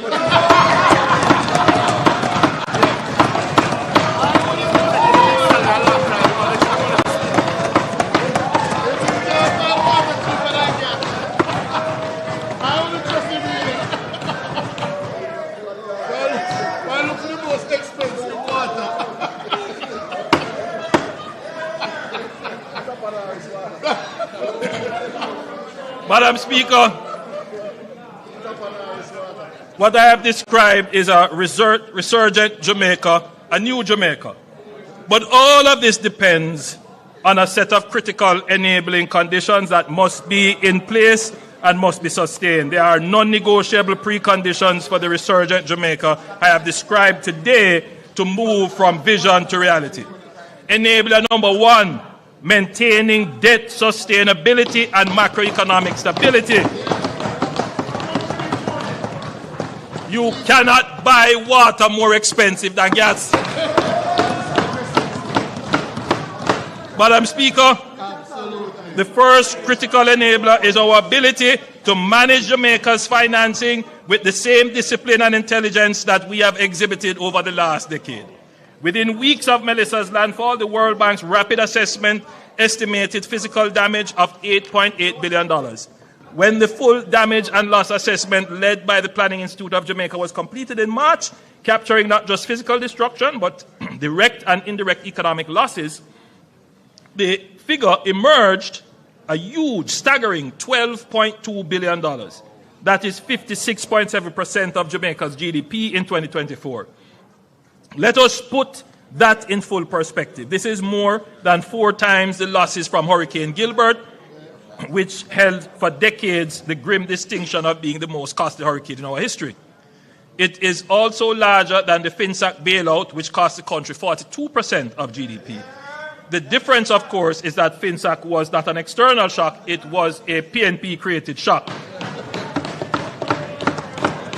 It was a purely domestic homegrown crisis caused by poor policy choices of the PNP administration of the 1990s. It took us 30 years to get back the debt to GDP down to the same level as it was at FinSAC. 30 years. And this is the administration that brought it down.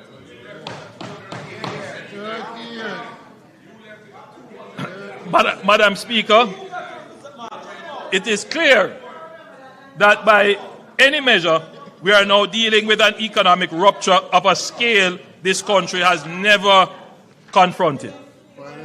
The fiscal consequences strike from both directions at once. Tax revenues falling as economic activity contracts, while the demands on public expenditure surge for relief, for recovery, for restoration of public infrastructure. The central question is, how do we finance the deficit? The opposition has made some suggestions. The first is the introduction of electronic invoicing. This is something that has already been contemplated, but to get it to implementation, you have to first of all build out the digital infrastructure. Madam Speaker, it is a good recommendation. We're not naysaying it. That we were already contemplating it is neither here nor there. What I'm happy about is that it is the opposition that has brought it up. Because one of the reasons why we are very cautious in advancing it is that we know that once you put this out, even though you will hear people up front say, oh, this is a good move, you know that there are going to be issues raised about data security and privacy, issues to do with the digital infrastructure to carry it, because it is a very extensive system. So before you can even move such a system, you have to put in place something called public key infrastructure. You have to have they talk about today's world, you require data centers. You will need some very serious data centers, not just cloud data storage, but you have to have local data storage here. So there is a lot of work already being done to put us in a position to layer on this whole business of electronic invoicing. I'm therefore happy that we can say that there is consensus across the aisle that this is something that we must do. The Data Protection Act is already in place. All the work that we have done through NIDS and creating the ICT Authority, all of those come together to form what is necessary to build the system for electronic invoicing.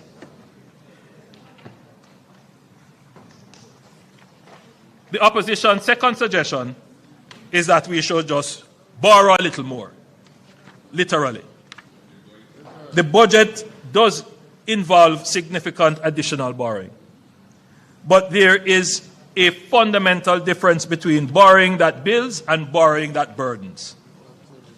The government is committed to ensuring that every dollar of additional debt is deployed as capital investment in infrastructure that increases our productivity, in systems that strengthen our resilience, in projects that grow the economy and generate the future earnings from which the debt can be repaid. Madam Speaker, the opposition spokesman also said that introducing new taxes at this time of economic downturn is pro-cyclical. That is, it tightens fiscal policy precisely when the economy needs room to breathe. That argument would have some validity if the government were using these tax measures to run a surplus, to extract more from the economy than we are putting back in. But that is not what is happening. Even with these additional tax revenues, we are projecting a fiscal deficit. This is why we have suspended the fiscal rules. This year, the government is planning to spend significantly more than it is collecting. So technically, Madam Speaker, we are putting more money into the economy. And when a government runs a deficit, it is by definition, or should be depending on what it does with the funds, provide a net stimulus to the economy. It is injecting more into the circular flow of economic activity than it is withdrawing. That is not a pro-cyclical policy, it is counter-cyclical. Madam Speaker, I ask this House to pause and consider a sobering question. Where would Jamaica be today if we had listened to those who, during COVID, urged us to deplete our reserves, abandon our fiscal anchors, and spend without restraint? Where would we be standing now? Not only in the aftermath of the largest disaster in our nation's history, but also facing a fresh wave of global uncertainty driven by rising energy prices, supply chain disruption, and the conflict in the Middle East. Just imagine if we had arrived at this moment with empty buffers, exhausted credibility, and a debt burden already spiraling out of control. We would have had nothing left to give, no capacity to lend $150 million US to the JPS, no space to provide $10 billion in grants through the ROOFs program, no credibility to mobilize US $6.7 billion from our development partners. The light would still be off, there would be no water, and Jamaica would be at the mercy of circumstances rather than in control of them. Madam Speaker, the public sector wage bill now poses a fiscal risk. Over the past 3 fiscal years, this government has undertaken a comprehensive restructuring of public sector wages and salaries. This reform was necessary and long overdue. Over the preceding decade, a gap between public and private sector compensation had grown to a point where the public service was struggling to attract and retain the talent needed to serve our citizens effectively. The restructuring was designed not only to reduce the gap, but to simplify the pay system and bring greater transparency to how public servants are compensated. The results have been significant. The vast majority of workers have received meaningful increases in their take-home pay. However, we must be clear about what this has meant for our public finances. As a result of the compensation reform, the wage bill has risen by approximately 3.7 percentage points of GDP, and now stands at around 13.8% of GDP in 2025-2026, coming from our target previously of 9%. Prior to this reform, public sector wages accounted for 36 cents of every dollar of tax revenue collected. Today, that figure stands at 49 cents. That is a profound shift in the structure of public expenditure, and it demands that we must be careful in how we press for further increases. Madam Speaker, this present juncture in our history requires a different approach to wage negotiations. The government, through consistent inflation targeting, has ensured price stability in the market. Inflation can no longer be the sole driving force for wage demands. Further increases must now be linked to productivity and GDP growth. Increases that are disconnected from productivity gains and GDP growth will not result in higher standard of living and higher wages. They will result in inflation, which erodes the very purchasing power those increases were meant to protect. I recognize that this represents a profound and maybe even controversial paradigm shift. If we are to preserve the macroeconomic stability that we have worked so hard collectively to build, and having demonstrated as a government that Labour will get its fair share as conditions allows, unions and the government must work together in reaching reasonable settlements. Madam Speaker, macroeconomic stability has anchored us through every storm, and the government will keep Jamaica firmly anchored. Madam Speaker, the other critical enabling factor is managing crime and violence. The number of murders recorded in Jamaica declined from 1,147 in 2024 to 673 in 2025, a 43% reduction in a single year. The first time in 31 years that Jamaica's murder toll has fallen below 700. And the momentum has not stopped. Between January 1 and March 14, murders have declined by a further 29.4% compared to the same period last year.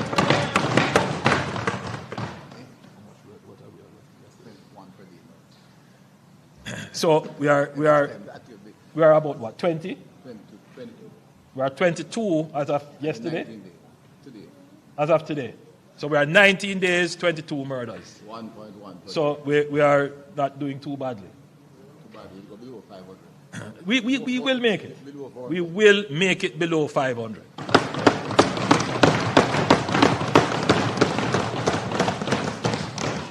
This is clear evidence that sustained intelligence-led security operations and deliberate legislative and institutional strengthening are transforming our national security landscape. This progress has been facilitated by strategic use of emergency measures to give our security forces the time and space to develop their capabilities and at the same time attenuate growing problems. We can safely say, as it is visible for all Jamaicans to see, that we have increased the capabilities of our security forces, and they are now far superior to the capabilities of organized criminal elements in the society. The state must have the best intelligence, the best communication, the best transportation, and the best tactical equipment and weapons to eliminate and deter criminal threats. But we have also been ensuring that the state forces use these capabilities according to the law with respect for human rights, compassion for victims, and protection of the vulnerable. A critical component of this performance has been an all-out assault on gangs spearheaded by the Joint Anti-Gang Task Force. Gangs are the engine of Jamaica's violent crime. They control territory, they traffic narcotics, they extort communities, and they kill. Dismantling them is not a policing challenge, it is a national security imperative. Madam Speaker, in the coming financial year, the JDF will move forward with the establishment of Camp Warwicker, a forward operating base on approximately 100 acres of land at an estimated cost of $5 billion. The forward operating base will enhance the JDF territorial dominance of the Ligoni Plains through enhanced strategic communications and situational awareness. But it is also a resilience building measure, Madam Speaker, because as Newcastle becomes an aged camp, we have to find other strategic locations where we can house our defense force. And so Camp Warwicker is going to be yes, above you there, yes. So Camp Warwicker is going to become the new base and location for the JDF.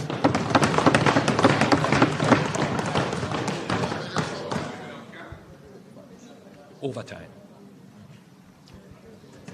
Well, I mean, the leader of the opposition asked a question, are we giving up camp? I mean, you will always have a footprint in Upper Camp. It's not possible to totally demobilize. But we don't speak publicly about national security issues like that, but you always need the higher ground. You always need the higher ground. Madam Speaker, this budget deepens Jamaica's strategic transition from reactive crisis management to persistent readiness, from crime suppression to sustained reduction, and from fragmented border oversight to coherent domain awareness. It supports investments in layered surveillance, expanded radar coverage, UAV, unmanned aerial vehicle capacity, and persistent maritime domain awareness to ensure Jamaica never has to choose between disaster response and border security. Madam Speaker, gang-driven violence is only one dimension of the challenge. There is also the social violence that pervades daily life, domestic violence, child abuse, violence in schools and institutions. These are deeply embedded in our social fabric and will not be resolved by security operations alone. It is precisely this broader understanding that led this government to rename the Ministry of National Security as the Ministry of National Security and Peace, a deliberate signal that our mandate extends beyond crime suppression to active, sustained cultivation of peace in communities. Madam Speaker, the Leader of the Opposition in his presentation pointed to the breakdown of the moral fiber of the society. This is something I have also spoken to on numerous occasions. It is something that the government must address, civil society must address. It is becoming a real threat to our civilization. The level of incivility, crassness, bad behavior, dysregulation, it is troubling. And it is not just a social issue, it is an economic issue. Because, if you have behavioral problems in schools, you will have behavioral problems in the workplace. And therefore, Madam Speaker, it is a problem that must be addressed. And so at some point, myself and the leader of the opposition will sit down to see how best there can be a joint approach to treating with this problem.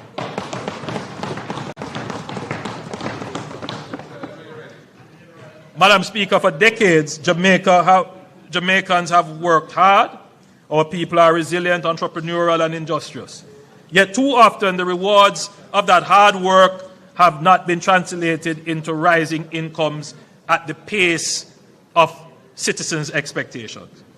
The reason is not effort, not that people aren't working hard. Yes, people are working hard. The reason is that people are not working productively. There's a big difference. And let me be precise about the meaning of productivity, because this is one of those words that is often used but rarely understood. Productivity in its simplest form is the value produced per hour of work, not how hard you work, not how long you work, the value of what each hour produces. Madam Speaker, the International Labour Organization data shows that Jamaica produces approximately US $8.81 of output per hour work, adjusted for purchasing power. Let me be clear, Madam Speaker, this is not a judgment on Jamaican workers. It is a diagnosis of our economic structure. And I want the members of Parliament and those watching online to see it, that this is how Jamaica stacks up against the world and against the region. For the Caribbean, it is $21 per hour work. Jamaica, it is 8.81. Now, some persons may say, well, it's because you get a low wage why there is low output.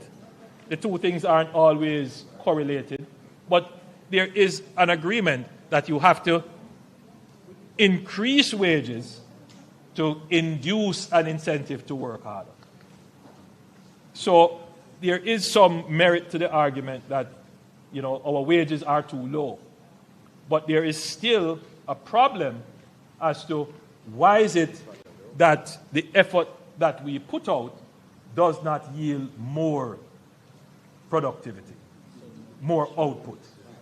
And a large part of it, I don't want to divert from my script too much, but some of it is social. We confuse service with servitude.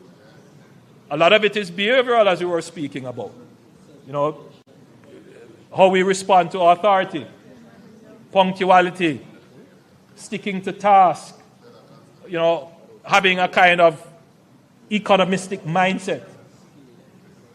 Skills are a big part of it, which I'm going to go on to address. But, Madam Speaker, the graph now being displayed shows that Jamaica's GDP per hour work compared to the Caribbean and Latin America and the global middle income benchmarks at just $9 per hour. Jamaica is less than half of the Caribbean average of $20.5 per hour, as well as upper income countries in Latin America at US $21.10. And far below the high income Latin American and Caribbean countries, which produce nearly $40 per hour. And if you look at our labor productivity across selected Caribbean countries, you will see that, again, Jamaica is amongst the lowest. But I want you to pay attention to Panama and the Dominican Republic, because those are the countries and Trinidad and Tobago, that you would consider our peer groups that we would have to compete against. And that essentially tells you what our problem is. When we look at the graph now being displayed, which compares Jamaica with our Caribbean and regional peers, the picture becomes even clearer. Countries like Barbados, St. Lucia, Suriname, and the Dominican Republic cluster at between $22 to $26 per hour. Trinidad and Tobago exceeds that at $31 per hour. The Bahamas reaches $35 per hour, and Panama is at $43 per hour.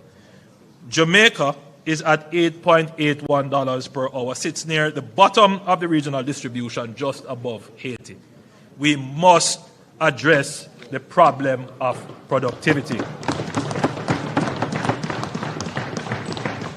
Madam Speaker, the government is developing a policy position on how to improve our low level of productivity, and I will come to this House at a later date to present this in detail.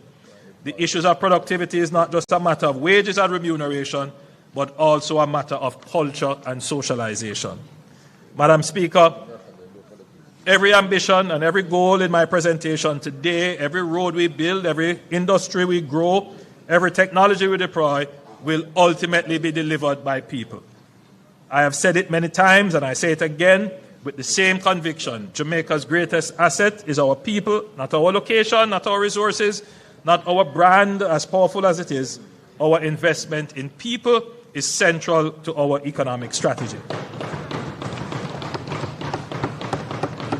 Madam Speaker, if we are serious about competing in a tech-driven, AI-enabled global economy, we cannot educate our children for a world that no longer exists. We must build the institutions that prepare them for the world of today, and more importantly, to compete globally in the world of tomorrow. I'm proud to announce that we will break ground this year on 2 of the 6 STEM schools that I had announced previously.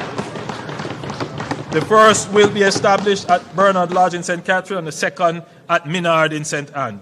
Simultaneously, NARA will be building the other 4 STEM institutions that will take students from early childhood straight through to secondary education, immersing them in STEM from the earliest years right through to the door of our tertiary institution.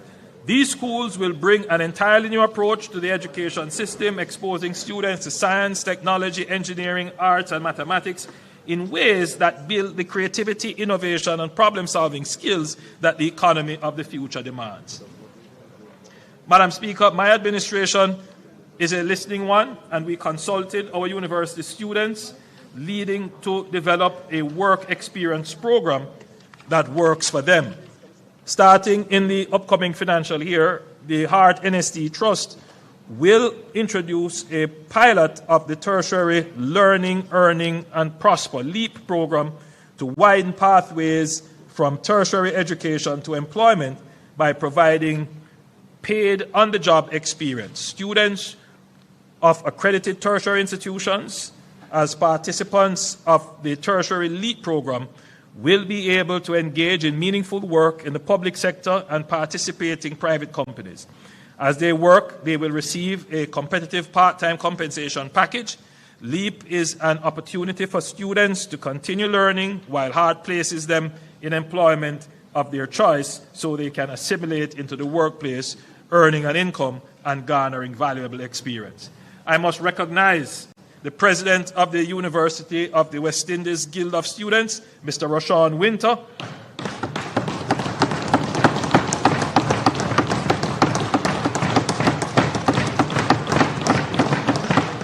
and the President of the University of Technology Students Union, Mr. Percival Roberts,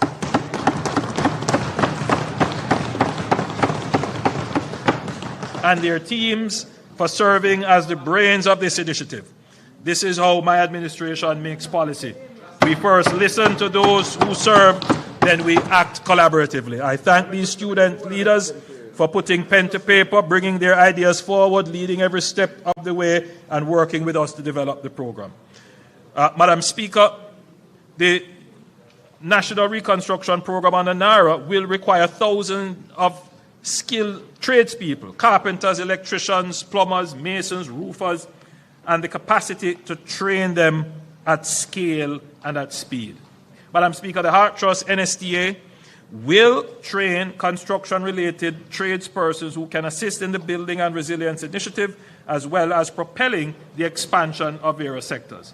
Madam Speaker, we are launching a contractor incubator program, placing selected graduates from Hart and UTech on a guided development pathway with access to technical assistance, advanced trading, and concessional financing through the Development Bank of Jamaica to purchase equipment and scale their operations. The intent is to have Jamaicans gain experience on high-value public infrastructure projects and transition faster into sustainable employment and enterprise. Madam Speaker, I like this project because essentially what it is saying, it is an incubator for a new generation of contractors. Contractors are critical to the utilization of the capital budget. Madam Speaker, I was proud to bring the Heart Trust NSTA closer to Prime Minister Siaga's vision when we eliminated tuition fees up to level 4. Since then, Heart's doors have been open to more than 500,000 young and not so young men and women island-wide. Our mission to expand access to opportunity through skills training is not yet complete. I shall now complete that mission. In the coming financial year, tuitions for all Heart NSTA Trust programs up to level 5, note that this is a bachelor's degree, will be abolished for Jamaicans in the most challenging circumstances.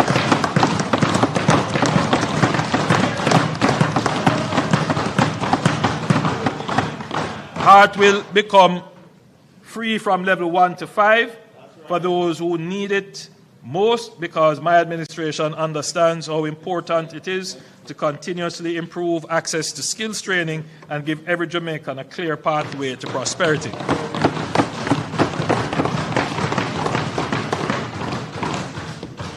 Madam Speaker, the most powerful classroom is the workplace, and the most effective instructor is experience.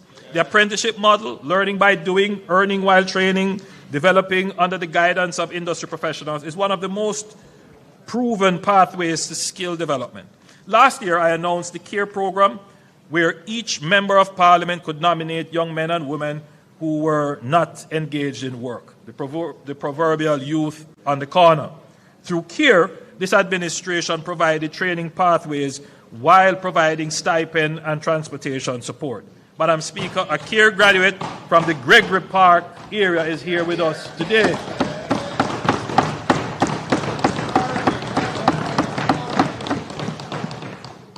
Kimarley Ashley is in the gallery, and as a young trainee, Mr. Ashley joined the CARE program and was assigned to Collidilly Trading through the CARE program. He completed his level 2 certification in business administration with stipend support and transportation support. He gained valuable knowledge, employment skills, and real-world experience that has helped in his next steps. Mr. Ashby is now a full-time employee at Collidilly Trading. The recovery and reconstruction effort is not only rebuilding homes, it is rebuilding futures. Yes. Janie Freighter from Barton District in St. Elizabeth is with us today. He is one of the young Jamaicans participating in the Bridge program, building resilience and inspiring development through guided experience, learning modern construction techniques on the job, working alongside JDF teams and international engineering partners in our western parishes. His story is the story of what this program can do, turning work of recovery into the foundation of a career. Madam Speaker, this new on-the-job training approach to skills training has demonstrated results, and we are now mainstreaming these lessons in our Heart programs, especially in construction, manufacturing, and logistics through partnerships with the IDB. Madam Speaker, I'm particularly happy about this because we have asked the JDF and Heart to partner together to ensure that while we are restoring the roofs, that we are training the young men and women, because we are going to need them during the reconstruction. This is what resurgence looks like in human terms. Jamaicans skilled, employed, earning, building. Jamaicans who no longer have to look beyond our shores to find a future worthy of their talent. Madam Speaker, I want to speak briefly about beach access.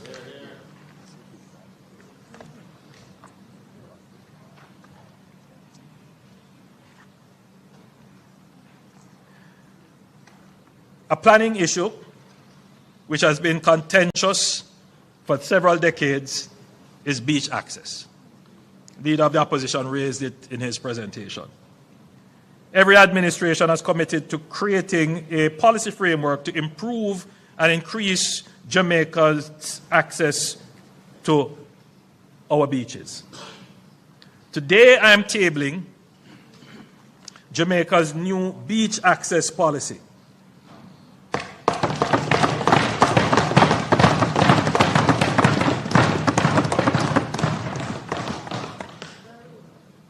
The Beach Control Act of 1956 and its amendments in 1973 did not adequately address beach access issues and will have to be replaced, and the new policy is the first step in that direction. The policy focuses on developing a modern, inclusive definition of a beach and definition of the foreshore, backshore, and water shelf, outlining how the government will improve access, outlining the required legislative amendments, and outlining changes to the consideration for new development approval. Madam Speaker, another element of the policy is developing a framework around investments in man-made or constructed beaches. At the time of the 1956 Act, man-made beaches were not contemplated. I mean, obviously man-made beaches have been around a long time, but it was contemplated as an endeavor in Jamaica. I think now we have to integrate that into a new framework of managing our beaches. So the policy, Madam Speaker, affirms government's commitment to ensuring that Jamaicans have access to their natural public assets in an orderly, safe, equitable, and sustainable way. Madam Speaker, we want to once and for all end any ambiguity, dispute, or any view that Jamaicans are being dispossessed and disconnected from accessing their beaches. Madam Speaker, last year, we signaled our intention to continue the journey from a minimum wage to a livable wage. And we indicated that the next step would be to increase the minimum wage to $18,500. However, in the aftermath of Hurricane Melissa, many of our businesses are rebuilding, many households are still recovering, and the economy is now navigating yet again another external shock in terms of energy prices and shipping costs. In this context, the government believes it is important to strike the right balance by continuing to improve earnings of workers while recognizing the realities employers face. We therefore propose a measured increase in the minimum wage from $16,000 to $17,000 effective July 1, 2026. This does not represent a departure from our long-term policy objective. The government remains committed to transition from a minimum wage to a livable wage, and as economic conditions stabilize, we will continue the phased increase necessary to realize that vision of the Jamaican worker. So, Madam Speaker, July 1, 2026, the minimum wage will move from $16,000 to $17,000. We continue to make the investment in lifting wage levels because ultimately we are going to have to address the productivity issue. Madam Speaker, we are not a nation that has had it easy. We are a people forged in the fire of history, shaped by struggle and suffering. We know in our bones, in our blood, in the memory carried across generations, what it is to be tested. Slavery could not break us. Colonialism could not diminish us. Poverty could not extinguish us. Debt could not define us. COVID could not stop us. Hurricane Gilbert could not silence us. And Hurricane Melissa, the most powerful storm this earth is capable of producing, could not and did not defeat us. Beyond any doubt, we have proven resilience as a nation. But resilience, Madam Speaker, is not our destination. Our test now is the harder one, the test of whether we have the vision to see in the rubble of what was the foundation of what can be. The test of whether we are bold enough, disciplined enough, and united enough to take everything we have endured and turn it into everything we deserve. To not merely survive, but to soar, to thrive, to move deliberately, decisively, and together from resilience to resurgence. Madam Speaker, I believe we are equal to that task. I know that we are equal to that test. I believe it because from the farmer I met in Westmoreland, standing in a field stripped bare by Melissa, he is already talking about how he is going to prepare for his next harvest. I believe it because of the mother who cleared rubble with her hands so that her children would have somewhere to sleep, not waiting to be rescued, not surrendering to despair, simply doing what Jamaican mothers have done across every generation of our history. I believe it because the young entrepreneur who lost everything, but who is ready to start again. These are not exceptional Jamaicans, they are the typical Jamaicans. And that is the most powerful thing I can say about this country. Jamaica's greatness has never been in our size or our resources. It has always been in our people. The fastest humans on earth are ours. The most recognized music in the world is ours. The most resilient spirit in the world is ours. Madam Speaker, history will record that Melissa was the strongest storm to ever strike the island, but history will also record something else, that the Jamaican people, that the people of Jamaica were stronger than the storm of Melissa. We have proven that we can withstand. Now it is time to show the world that we can build. A Jamaica where every Jamaican in every parish, in every town, in every community on this beloved island can look at their country and say with pride and with certainty, this place was built for me and by me. And I was built for this place.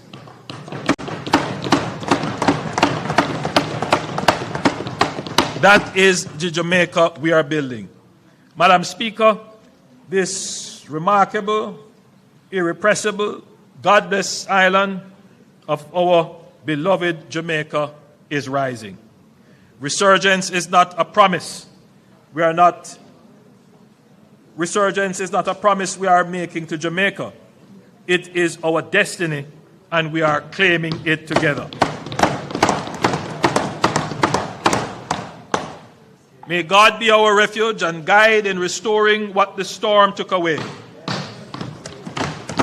And may what we build in its place be greater in strength, richer in justice, more beautiful in spirit, and more Jamaican than anything that came before. Thank you.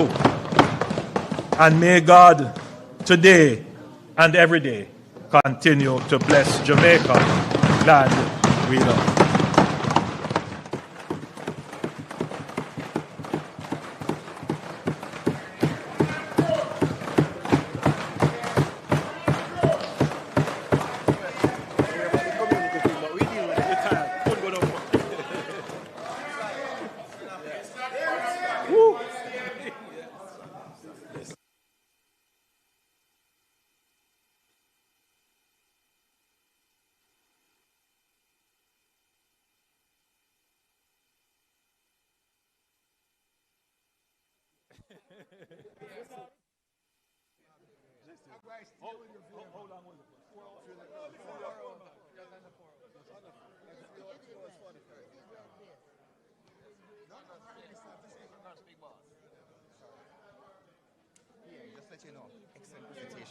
Heart is also training senior citizens in digital tech. Okay, all right, one of them is here.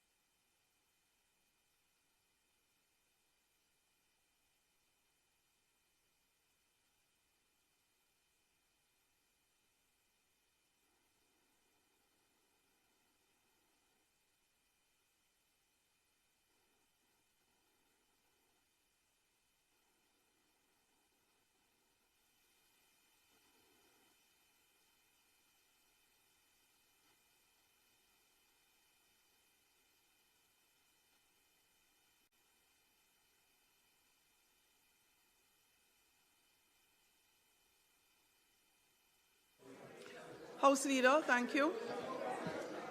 Madam Speaker, we thank the Prime Minister for his visionary and comprehensive presentation.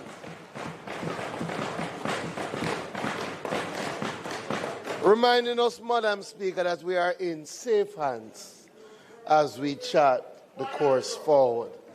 Madam Speaker, we do have some matters to treat with before we leave, in keeping with the Prime Minister's presentation. So I ask for the recommittal of I ask for the suspension of the debate and the recommittal of announcements and notices of motions. Thank you, House Leader. The question is that the budget debate be suspended until the 24th of March 2026. Those in favour? Those against? The ayes have it. The request was also for the recommittal of announcements and notices of motion given orally. Those in favour? Those against? The ayes have it. Announcements, Clerk. Laid on the table of the House are the following. The Beach Access and Management Policy for Jamaica, dated March 2026, and its related ministry paper number 20 of 2026, titled Beach Access and Management Policy for Jamaica, from the Office of the Prime Minister. Thank you, Madam Speaker.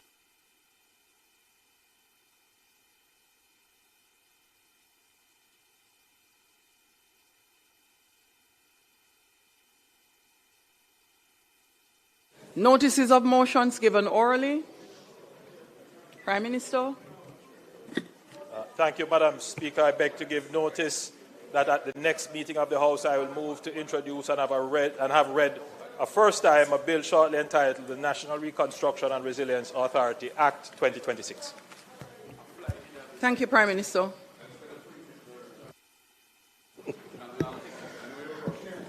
Madam Speaker, it is not intended to do any further business today. We will reconvene on Tuesday, when we will close the budget debate with our Minister of Finance, the Honourable Favour Williams.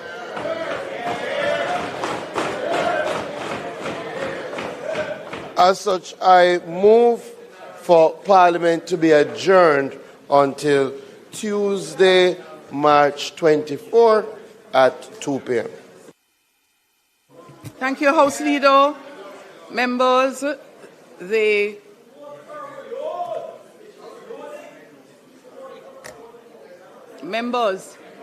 question is that oh, we're so noisy today.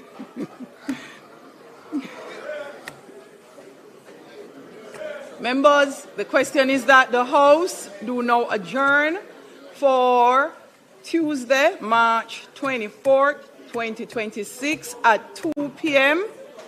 Those in favor? Aye. Those against? The ayes have it. This honorable House now stands adjourned.